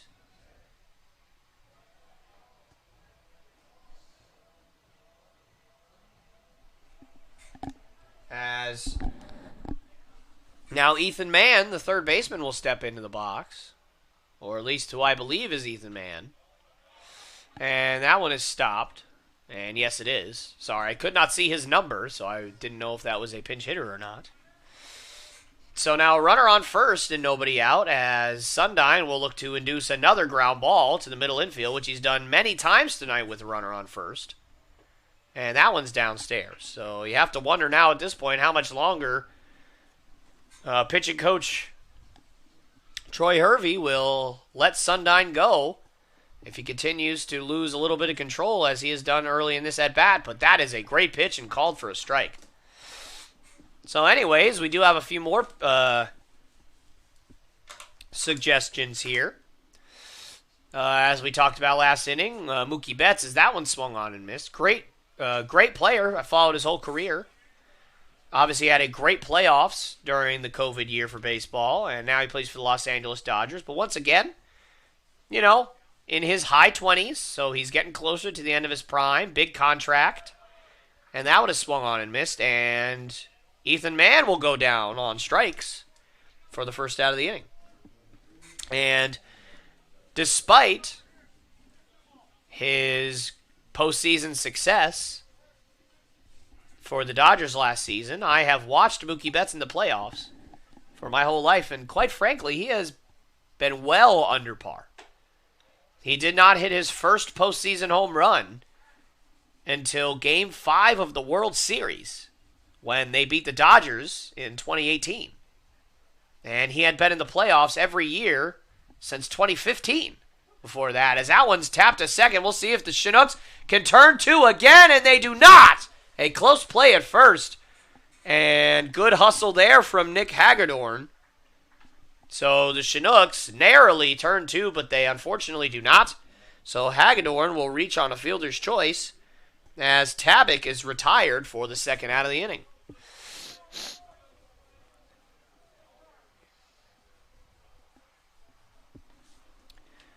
And Greg, I do appreciate your suggestion, and I will tell you what.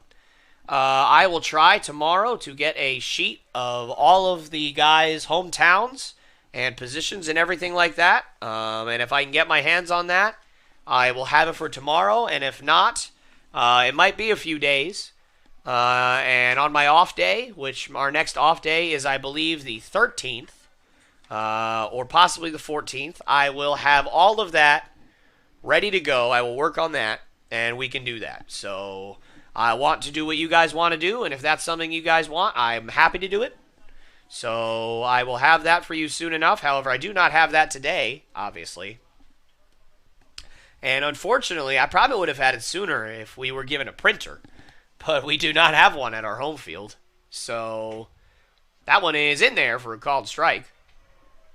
And Asher definitely did not like that one. But regardless, Mookie Betts, great player, but hasn't performed well in the postseason much. That one's in there for a called strike too. And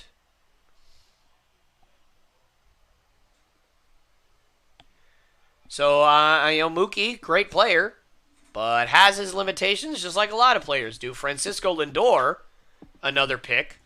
That one's tapped foul down the third base line. Francisco Lindor, well, here's what I'll say about Francisco Lindor. He's one of my favorite players in baseball. However, right now, the New York Mets have chosen to build their franchise around Francisco Lindor. And quite frankly, it's not working out for them. So, granted, this is kind of a farce. Francisco Lindor has never hit as poorly as he has this year, as that one's tapped foul down the right field line. But this does happen to a lot of guys who get big contracts. They start declining, and all of a sudden, they are nowhere near worth that contract. Now, granted, Francisco Lindor is still very young, still only 27 years old, or at least fairly young, not very young. And that one rides in and hits Escher. So, with 2 outs here, the Chinooks are starting to show chinks in their armor. And perhaps Sundine is starting to show a little bit of fatigue. And we will see how much longer the Chinook pitching staff will let him go as, right as I say that, Troy Hervey walking out. My guess is probably just a talk to Sundine. And just to see what's going on here and make sure he's all right to continue. So anyways, Lindor, again, great player, one of my favorite players, always has high energy, always smiling, always a positive attitude. But man, he has just looked like a shell of himself this year. Both on both sides of the ball. It's not just his offense, it's his defense. It looks like he's the ghost. He is the ghost of Francisco Lindor right now.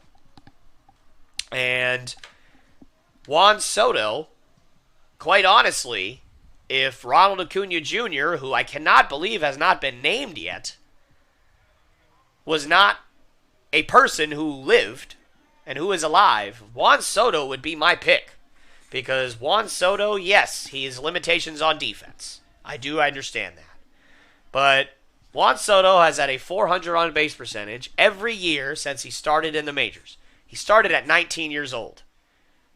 The only person who I know of that has done that, who has had a 400 on base percentage every year from their 20th season until 4 seasons in, was the great Ted Williams, whose on-base percentage is much higher than most other players in the history of the sport.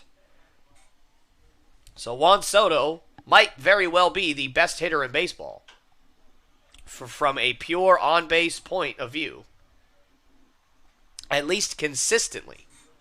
And so I am a huge fan of Juan Soto, and I have been a huge fan of Juan Soto. And I've been requested to tell my pick, so my pick is, I would say, Ronald Acuna Jr.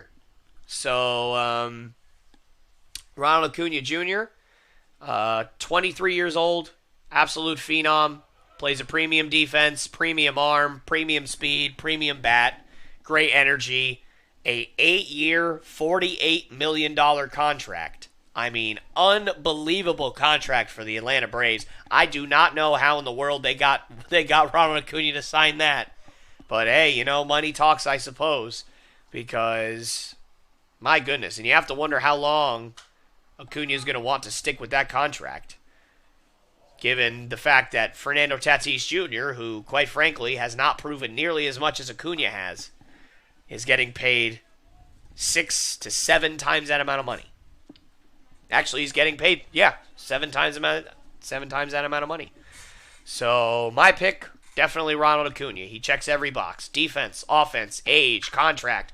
As that one is tapped to short, and Mullins will flip to second, and the Pilots once again wind up with nothing here in the inning, as Fausto Lopez, the shortstop, taps to short. So one shortstop will ground out to the other to end the inning. So the Chinooks, with a 4-0 lead going into the top of the 7th, will look to continue their momentum when we come back.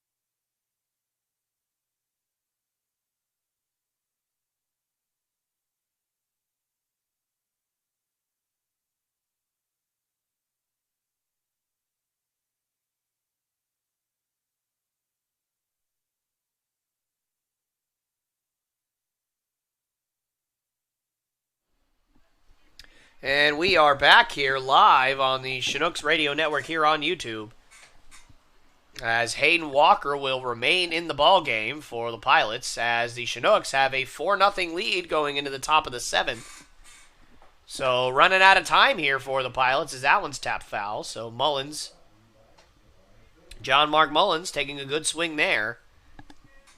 And he has had one of his worst ball games this season, as he is 0 for 2 with a walk. So even his worst output thus far is not that bad, as that one's tapped up the middle.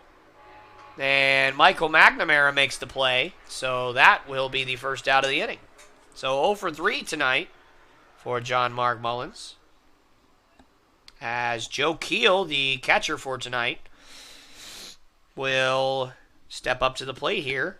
And he is 1 for 3 tonight with 2 Ks. He struck out in his first at-bat, singled in his second, and struck out in his third. So by that logic, he will get a hit here, as he has alternated good at-bats with bad at-bats going on here. And that one is outside for ball 1 on Joe Keel.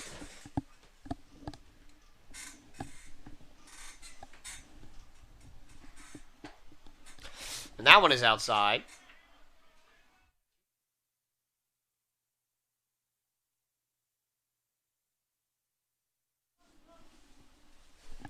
And this pitch from Walker is tapped foul, straight back. And you definitely have to love to see the offensive burst you saw in the 6th inning, Aaron. So what did you see from the at-bats in that inning that differed from what we were seeing from them earlier in the game? As that one, wow, that one was way outside. Looked like that one slipped. Well, we definitely saw a lot of patience there. As we said before, Ocho really lost a little bit of control there at the end of the inning, and so the Chinook batters just became very patient and made Ocho pitch to him and work the counts, and eventually worked some walks, and then there was the clutch hit by McCormick, which brought in the RBI and started the scoring for us. And that one is ripped into center and playable for Tavik in center. So 2 up and 2 down here for the Chinooks in the 7th.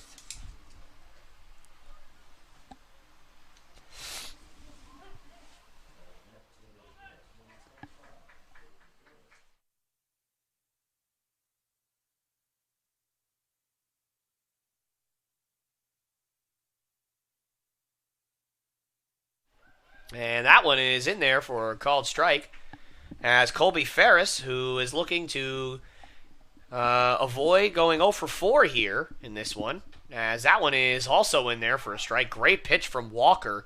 That one looked like it had a little cutting movement to it, as Ferris has grounded out to third base and struck out twice in this one, so also looking to avoid the hat trick, not hat trick.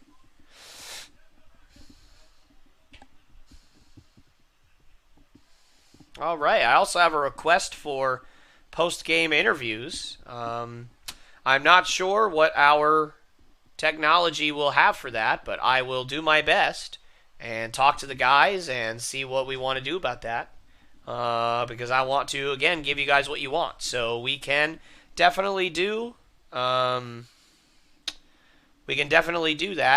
I do think that tomorrow we will have pitching coach Troy Hervey early in the ball game. We did talk to him about that earlier today. So we will definitely try and get some players in here. I've told them at the beginning of the year that I'd like for them to do that, just to let me know whenever they'd want to. And Ferris will draw a walk here. So after being down 0-2 in the count, he works a walk. And another 2-out walk here for the Chinooks. And for those with short memories in the top of the 6th, that's how the whole thing got started,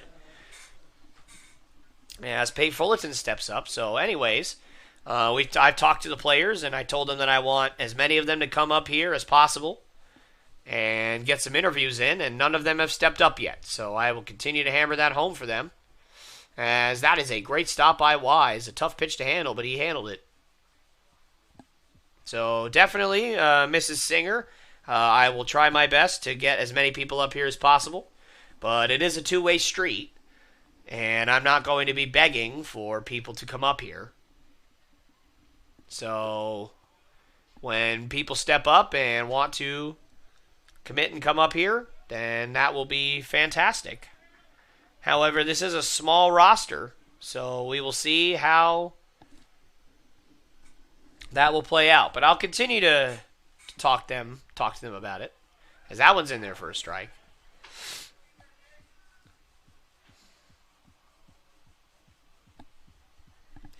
Fullerton tonight is over 2 with a walk, and he did score a run as he was the one who drew the 2-out walk in the last inning. Greg, I just saw your question as that one is ripped into center field and it will drop for a base hit. And a tough hop there, but handled by Tavik. And so this inning will continue for the Chinooks as John Graham will step up here. My favorite MLB broadcaster of all time is Dave Niehaus. He is the commentator for the the Seattle Mariners back in the 90s and 2000s.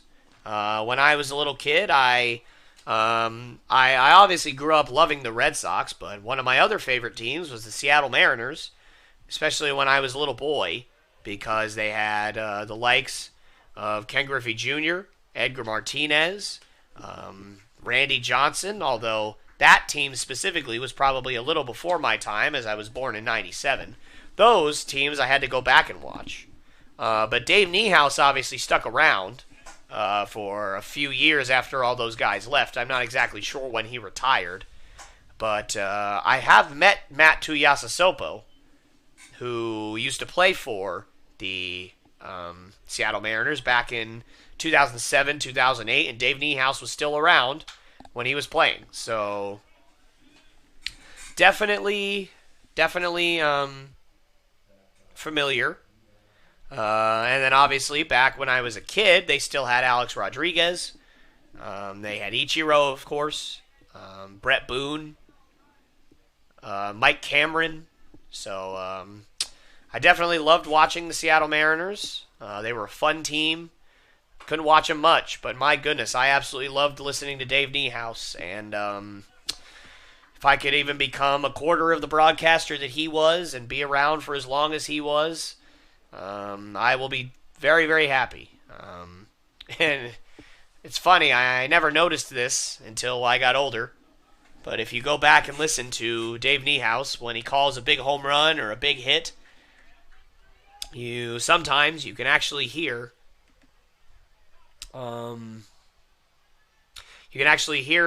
his voice cutting in and out of the broadcast. And many people have come out and said that's because when a big moment used to happen, he would spin in his chair. And he'd have the microphone sat in front of him, so it's not attached. We have these headsets on, right? So if I were to spin in my chair, first of all, I have a metal folding chair, so I'd fall over instantly. But let's just say I didn't have a metal folding chair and I started spinning in my chair, it would all sound the same to you guys.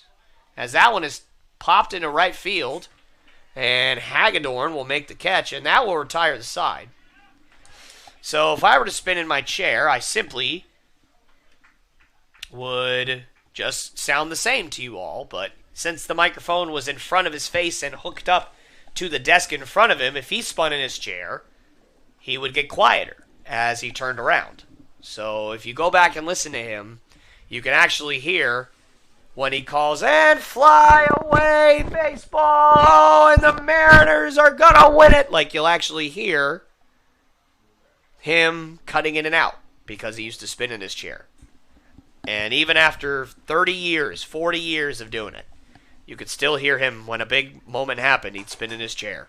So that's why Dave Niehaus is my favorite of all time. And we're going to take a quick few second break here to get some water and everything, and we will be back with you in the bottom of the 7th.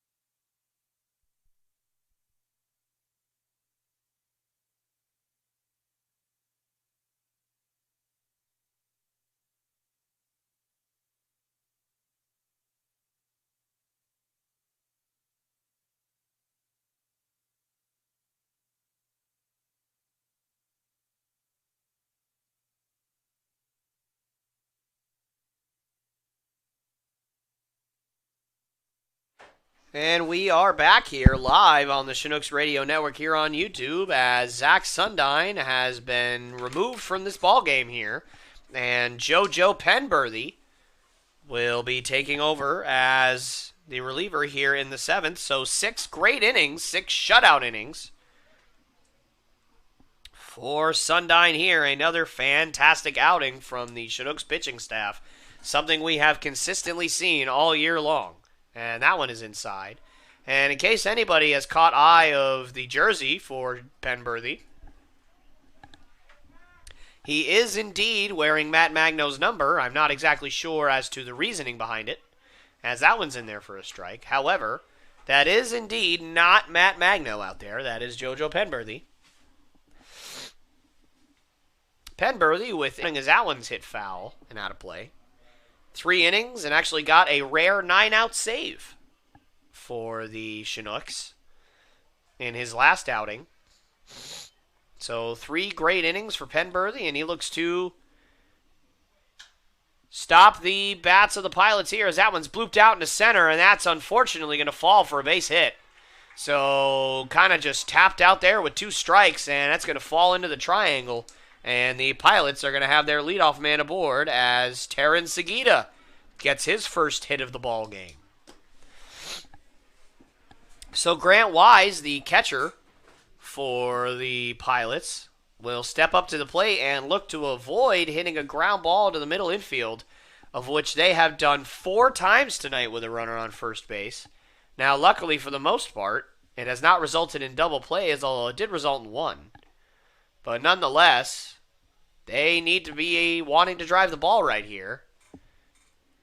And so I'm sure that's exactly what Grant Weiss is looking to do, as Penberthy fires over to first, and Segita gets back safely.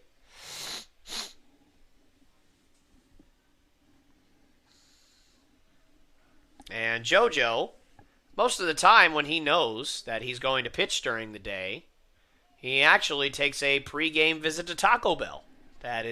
And quite frankly, he pitched magnificent the first time out, so I am not going to be the one to tell him not to. All I know is that if I were to stop at a Taco Bell before I were to pitch, pitching would be the last thing that I would want to do. But everybody has their thing, so absolutely no judgments here. As that one is popped foul, and Graham will settle under it and make the catch for out number 1. So a good bounce back from JoJo Penberthy there, as he doesn't get too rattled by the single from Segita as he induces the foul out.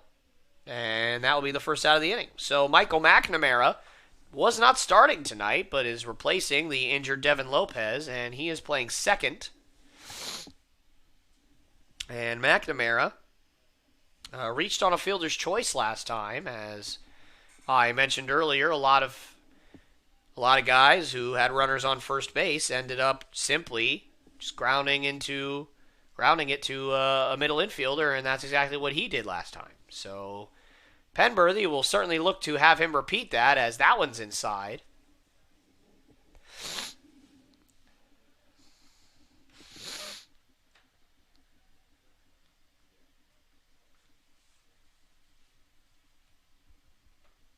And a pickoff, and whoa, Graham had to kind of dance over Segita there as that throw was a bit up the line. But a good stop from Graham might have saved an extra base there. And Penberthy looks in and gets his sign, fires, and that one's fouled straight back right over our press box.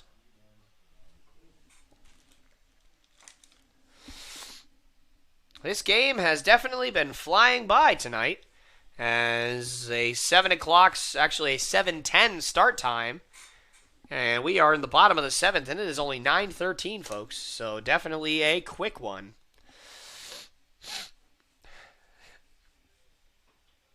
And that one is just inside, and I think the entirety of the Chinooks baseball team wanted that one for strike 3, but they did not get it. And a good pitch from JoJo, but nonetheless, The at-bat will continue. And Penberthy sets and fires, and that one is given. And quite frankly, I'm looking at McNamara, and he's saying that was the same pitch, and quite frankly, I don't blame him. But nonetheless, Penberthy will get the strikeout there, as he didn't get the call the first pitch, threw the same pitch in basically the same spot, and got the call that time. So McNamara will go down looking for the second out of the inning, as Blake Wink, the designated hitter, steps up here, as that one's up and in for ball one.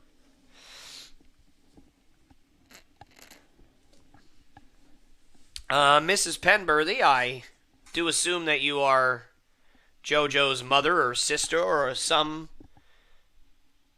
along that line, as that one's behind Wink, but Keel's able to stop that one from getting to the backstop. And I actually have talked to JoJo individually about coming up here, and he would love to do that at some point, but we have not discussed it any further in terms of specifics.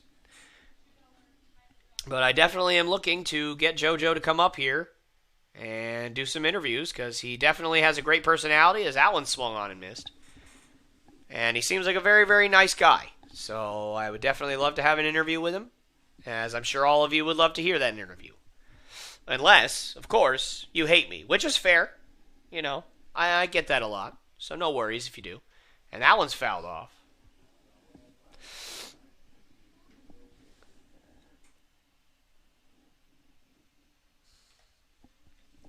So the Chinooks are clinging on to a 4-0 lead here in the bottom of the 7th inning, as Penberthy fires, and that one is ripped into right center field for a base hit. Segita's going to turn and head for third. Will Batts makes a good throw, and a close play at third, and he is out. Great throw from Will Batts. Gets the runner Segita out at third, and a costly mistake there for the Pilots, as what could have been a bounce-back inning for them now goes up in flames, as Segita is thrown out trying to extend that to third.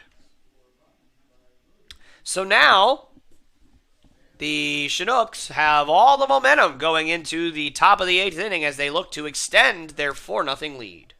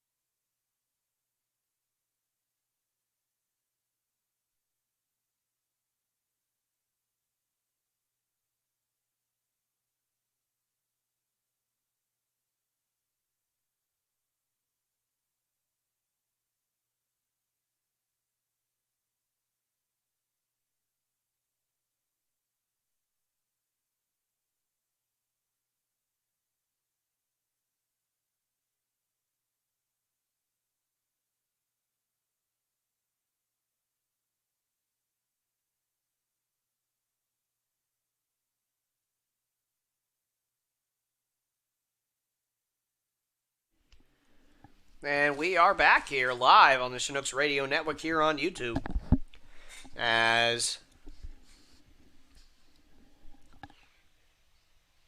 Justin Nevels will be batting here to lead off the inning, as that one's ripped foul.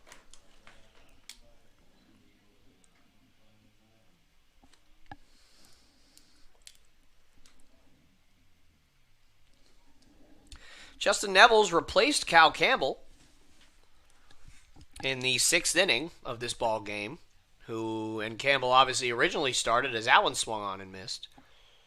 Nevels making his first appearance as a position player here for this season. He has made a couple of pitching appearances, but none as a position player. So Nevels showing off his versatility as that 48-foot curveball is taken for a ball. I would like to once again thank all of our fantastic fans here in the comments section and on the live stream. We thank you so much. We know that there are plenty of other things you could be doing, and the fact that you're choosing to spend this time with us as Nevels gets rung up on a pitch on the outside corner for strike 3, and that'll be the first out of the inning. So once again, thank you so much for joining us here. Again, we know that there's plenty of other things you could be doing. Sleeping, watching Friends, watching Big Bang Theory reruns, whatever you choose. But we're glad that the many of you that are still listening have chosen to come out here and listen to me talk, which I do have to question your choices, but I do appreciate it nonetheless.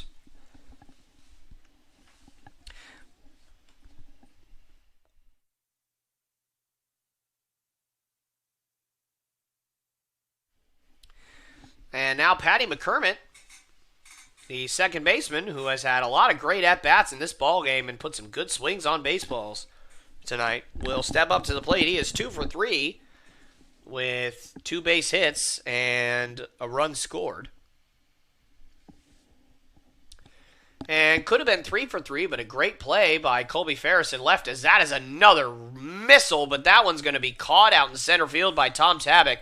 So another base hit taken away from Patty McCormick.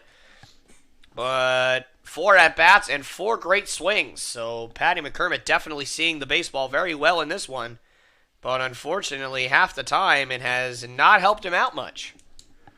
So there are 2 outs in the inning now, and Leo Harris will step up with 2 outs, looking to keep the inning going. And also, I did forget to mention the new pitcher for the Pilots, Owen Hackman, number 9.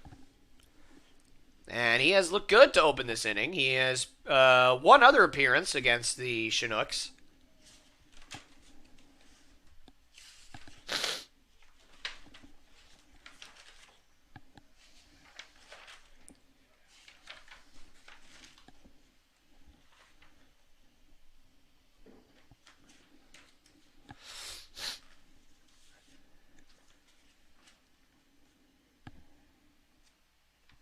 As he did start the game, the opening day game against Zach Sundine for the Pilots. Did eventually take the loss, although I don't think he pitched poorly by any stretch. So looking to bounce back here as he fires to Harris, and that one is strike 3. So Leo Harris strikes out for the second time tonight. And the Chinooks go 1-2-3 here in the top of the 8th. So the score will be 4-0 going into the bottom of the 8th as the Pilots look to chip into this lead as they bat here after this quick break.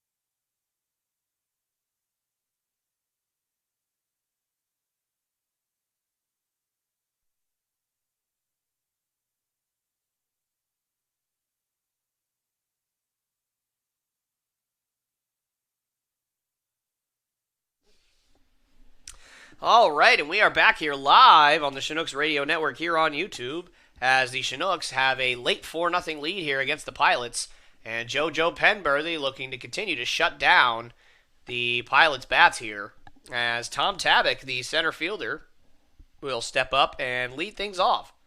Excuse me, for the Pilots as that one is flown high in the air into shallow center as Will Batts coming on to make the catch for the first out of the inning. We have a question in our comments section, and please do not feel free to shut up at all. I definitely appreciate the questions. It's a very long season, and talking for 3 hours a night, every night during the season, will get a bit repetitive and maybe a little bit boring, so I do appreciate whatever questions you have. I will absolutely take them and try to answer them throughout the broadcast, so please do not feel like you have to shut up. You are not bothering anybody, least of all me. So thank you for asking questions. Do appreciate it. The question is, what is your favorite baseball movie of all time? Well, there are plenty of great ones. Mr. 3000 comes to mind. That's a fantastic movie. Mr. Baseball, also another fantastic movie.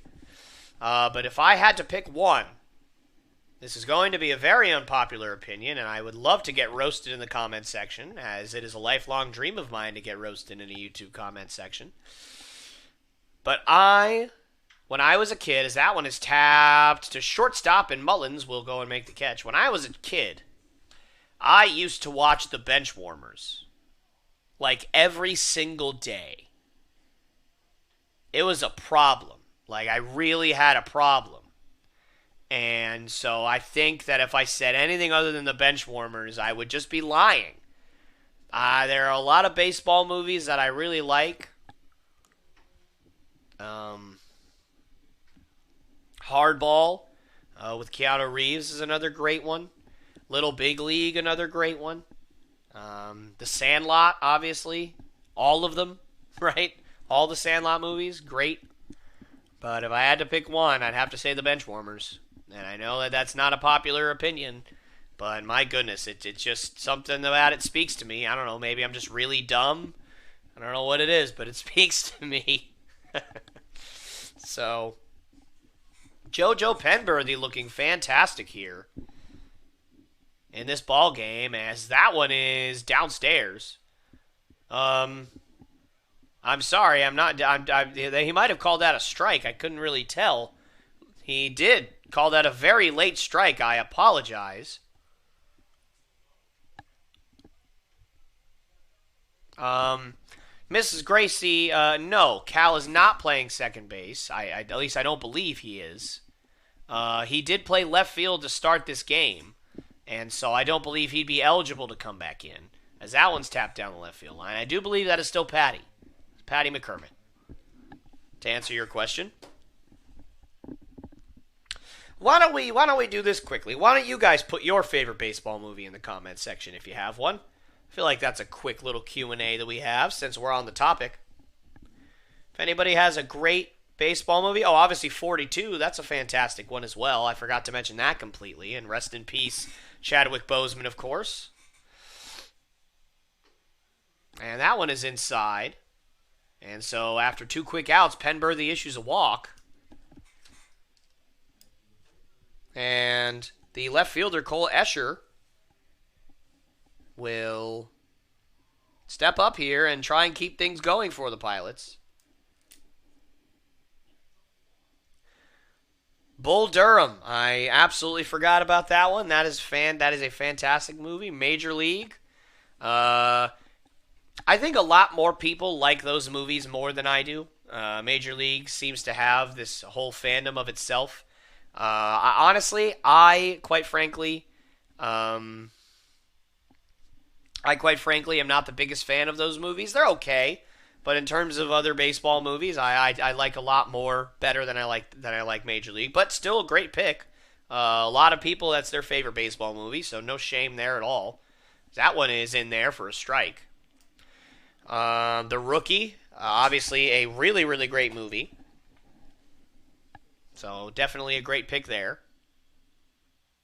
And we got 42. Okay, so glad 42 is getting some love. I know that was a little more recent than other baseball movies, but I feel like with the death of Chadwick Boseman as another late strike call, and the count will move to 1-2. I feel like that movie doesn't have as much legacy as the other ones, but again, with the death of Chadwick Boseman, I feel like it should.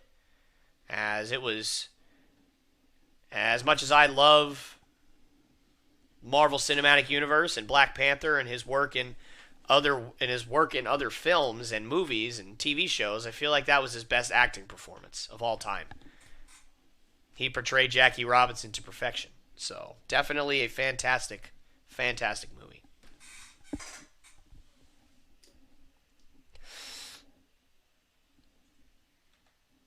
And for those of you who are fans of basketball, the Jazz did end up finishing off the Clippers tonight. So the Jazz are up 2-0 in the series. As that one's flied out to Kobe Ferris in right field for the third out of the inning. So the Chinooks are in the driver's seat in this one for sure as they go into the top of the ninth, leading 4-0.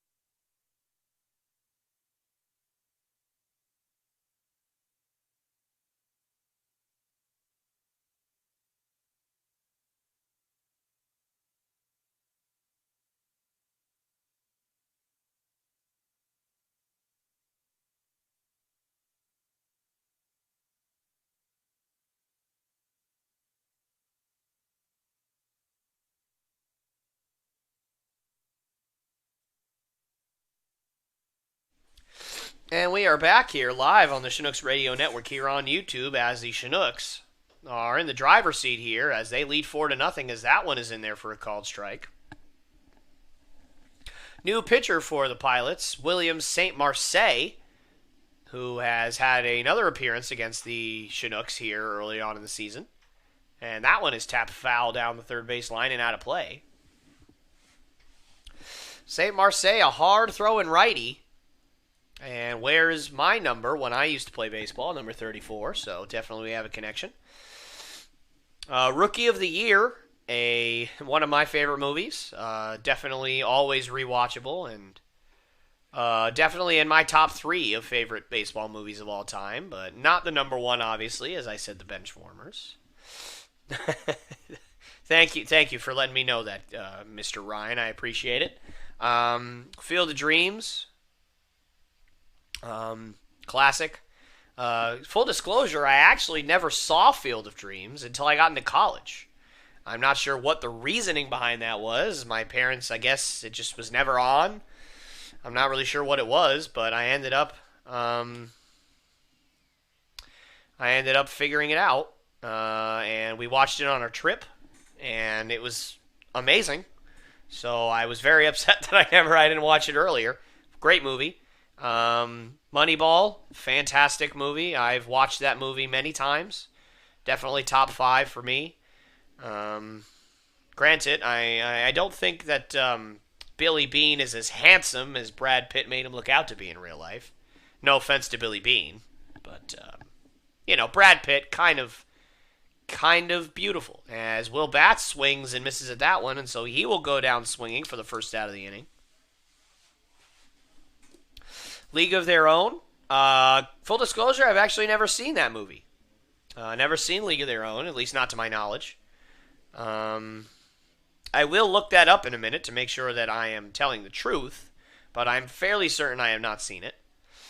The Natural, another great one. Mrs. Penberthy, yes, I can definitely tell you why JoJo has the wrong jersey on. I do believe he forgot his.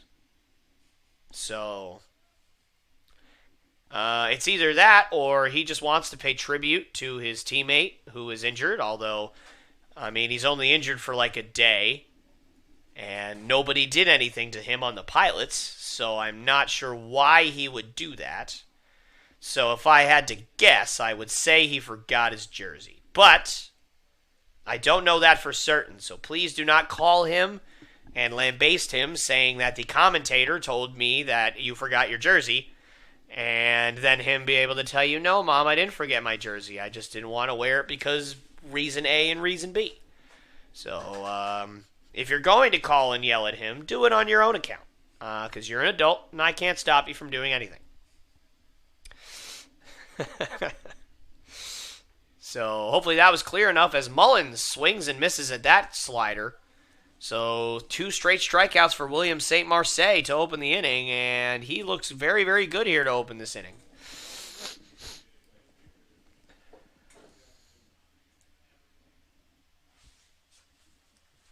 One of my favorite baseball movies that has not been mentioned here is Trouble with the Curve, with Amy Adams and Justin Timberlake and Clint Eastwood.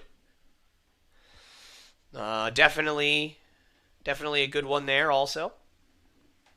And thank you guys so much for participating in that conversation. I absolutely love this job and being able to watch baseball and talk to you guys and just have a good time. This is what I want to do for the rest of my life, so thank you so much for being patient with me as I've been sick, and I'm still feeling a little bit sick, but definitely on the upswing as that one's popped high in the air into the infield as Lopez will come on and make the catch for the third out of the inning.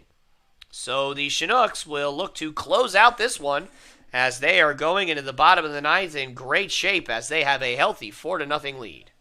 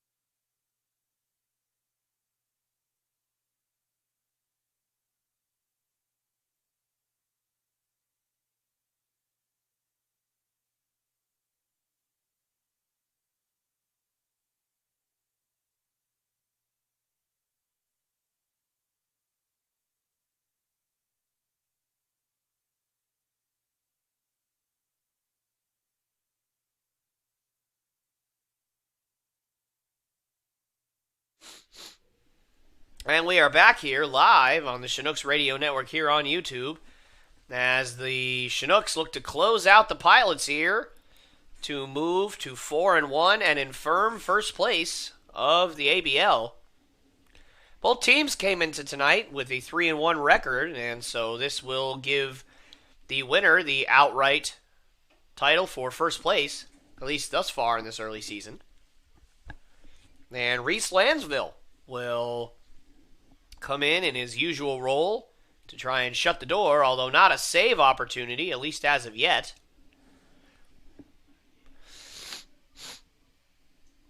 So we will see how this one goes, as Lansville looks to slam the door. And, however, he does start it out with a 3-0 count here, so not a great start for Lansville as he takes a couple steps off the mound and looks to regroup. So Fausto Lopez, the shortstop, will look to open things up for the Pilots, as that one's in there for a called strike. So first strike there for Lansville in this one. And as I've said before, it is not uncommon for closers to be a little bit more wild than your average pitcher. And that one's upstairs for a ball, but you take the good with the bad, as they do generally throw a little bit harder, or at the very least have a little bit more movement on their pitches than a normal pitcher otherwise would have, as that is an ideal recipe for being able to get 3 outs as many times as possible with giving up as little less runs, or as little runs as you can. So Terrence Segita stepping up to the plate, as that one's in there for a called strike. He singled and got thrown out trying to make it to third on his teammate Blake Wink's single in the 7th. And Lansville fires over to first, and Fausto Lopez gets back.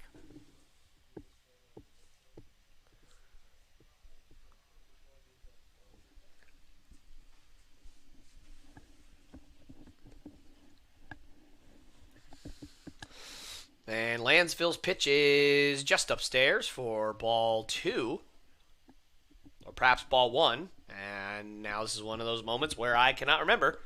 So it is a mystery until the umpire tells me.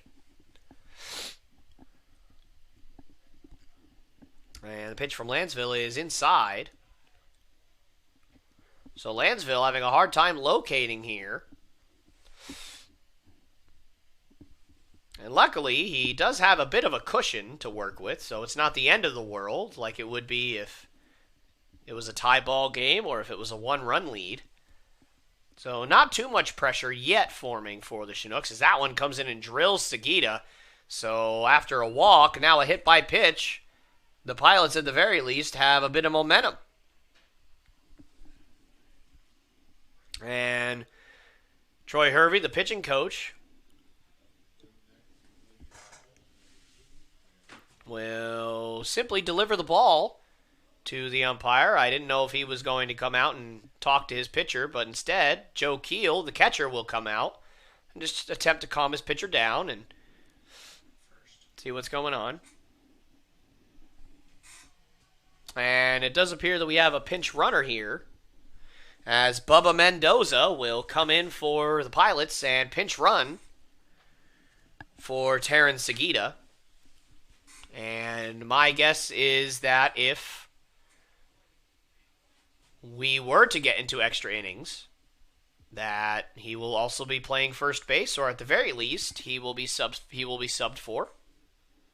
And that one is in there for a called strike, so Lansville does get ahead of Grant Wise, who has been catching tonight for the Pilots.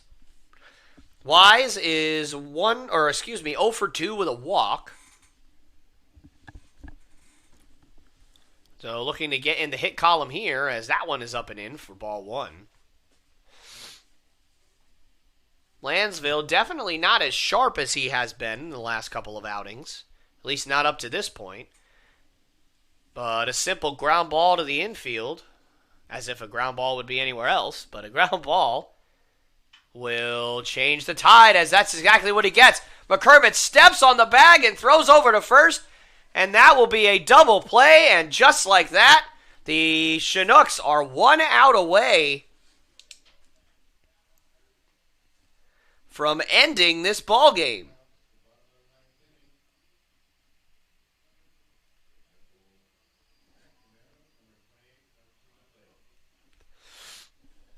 And now the only thing that stands in between the Chinooks and victory number 4 on this young season is Michael McNamara, who, as of right now, is 0 for 2. And McNamara takes ball 1. McNamara playing second base tonight after Devin Lopez, the original second baseman, came up injured in the 3rd inning. And that one is downstairs for a ball. Excuse me, came up in the 2nd inning. So my apologies.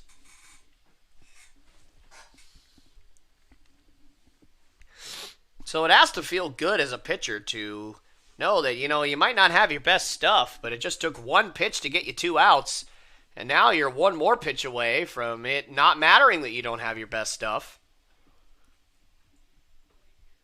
And that one is up and out, so Lansville still having some control issues here. But nonetheless, he is 1 out away from slamming the door on the Pilots, and that one's upstairs. So McNamara takes a walk, his 2nd walk of the game, and the 2nd walk, or excuse me, it was not McNamara's 2nd walk of the game, it was his first, my apologies, and it is the 2nd walk this inning issued by Lansville, and that also does not include the hit by pitch. So now Blake Wink will look to keep this inning going.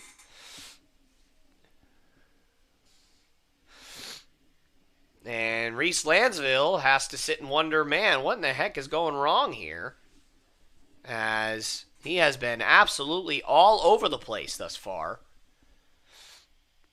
And his first pitch is just upstairs for ball 1. I think he wanted that one, but unfortunately, when you are as wild as he has been thus far in this one, the umpire will most of the time not give you that call. And that holds true here, as that is ball 1. And Lansville's 2nd pitch is in there this time as McNamara trots to second base with a stolen base. And no throw down, as his run does not matter. So there is no reason to risk a throw.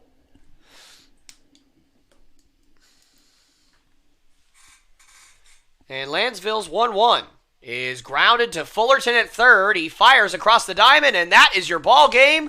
And the Chinooks move to 4-1 on the season as they beat the Pilots 4-0 here in the Pilots' home. An absolutely fantastic ball game. My pleasure to call this one tonight. Zach Sundine, once again, with a fantastic performance on the mound as he went 6 shutout, and the bullpen stepped up and delivered and finished off the shutout. And the Chinooks now take sole possession of first place. Even though it's early in the season, that has to feel good for the Chinooks to be performing at such a high level this early. It'll definitely help come playoff time.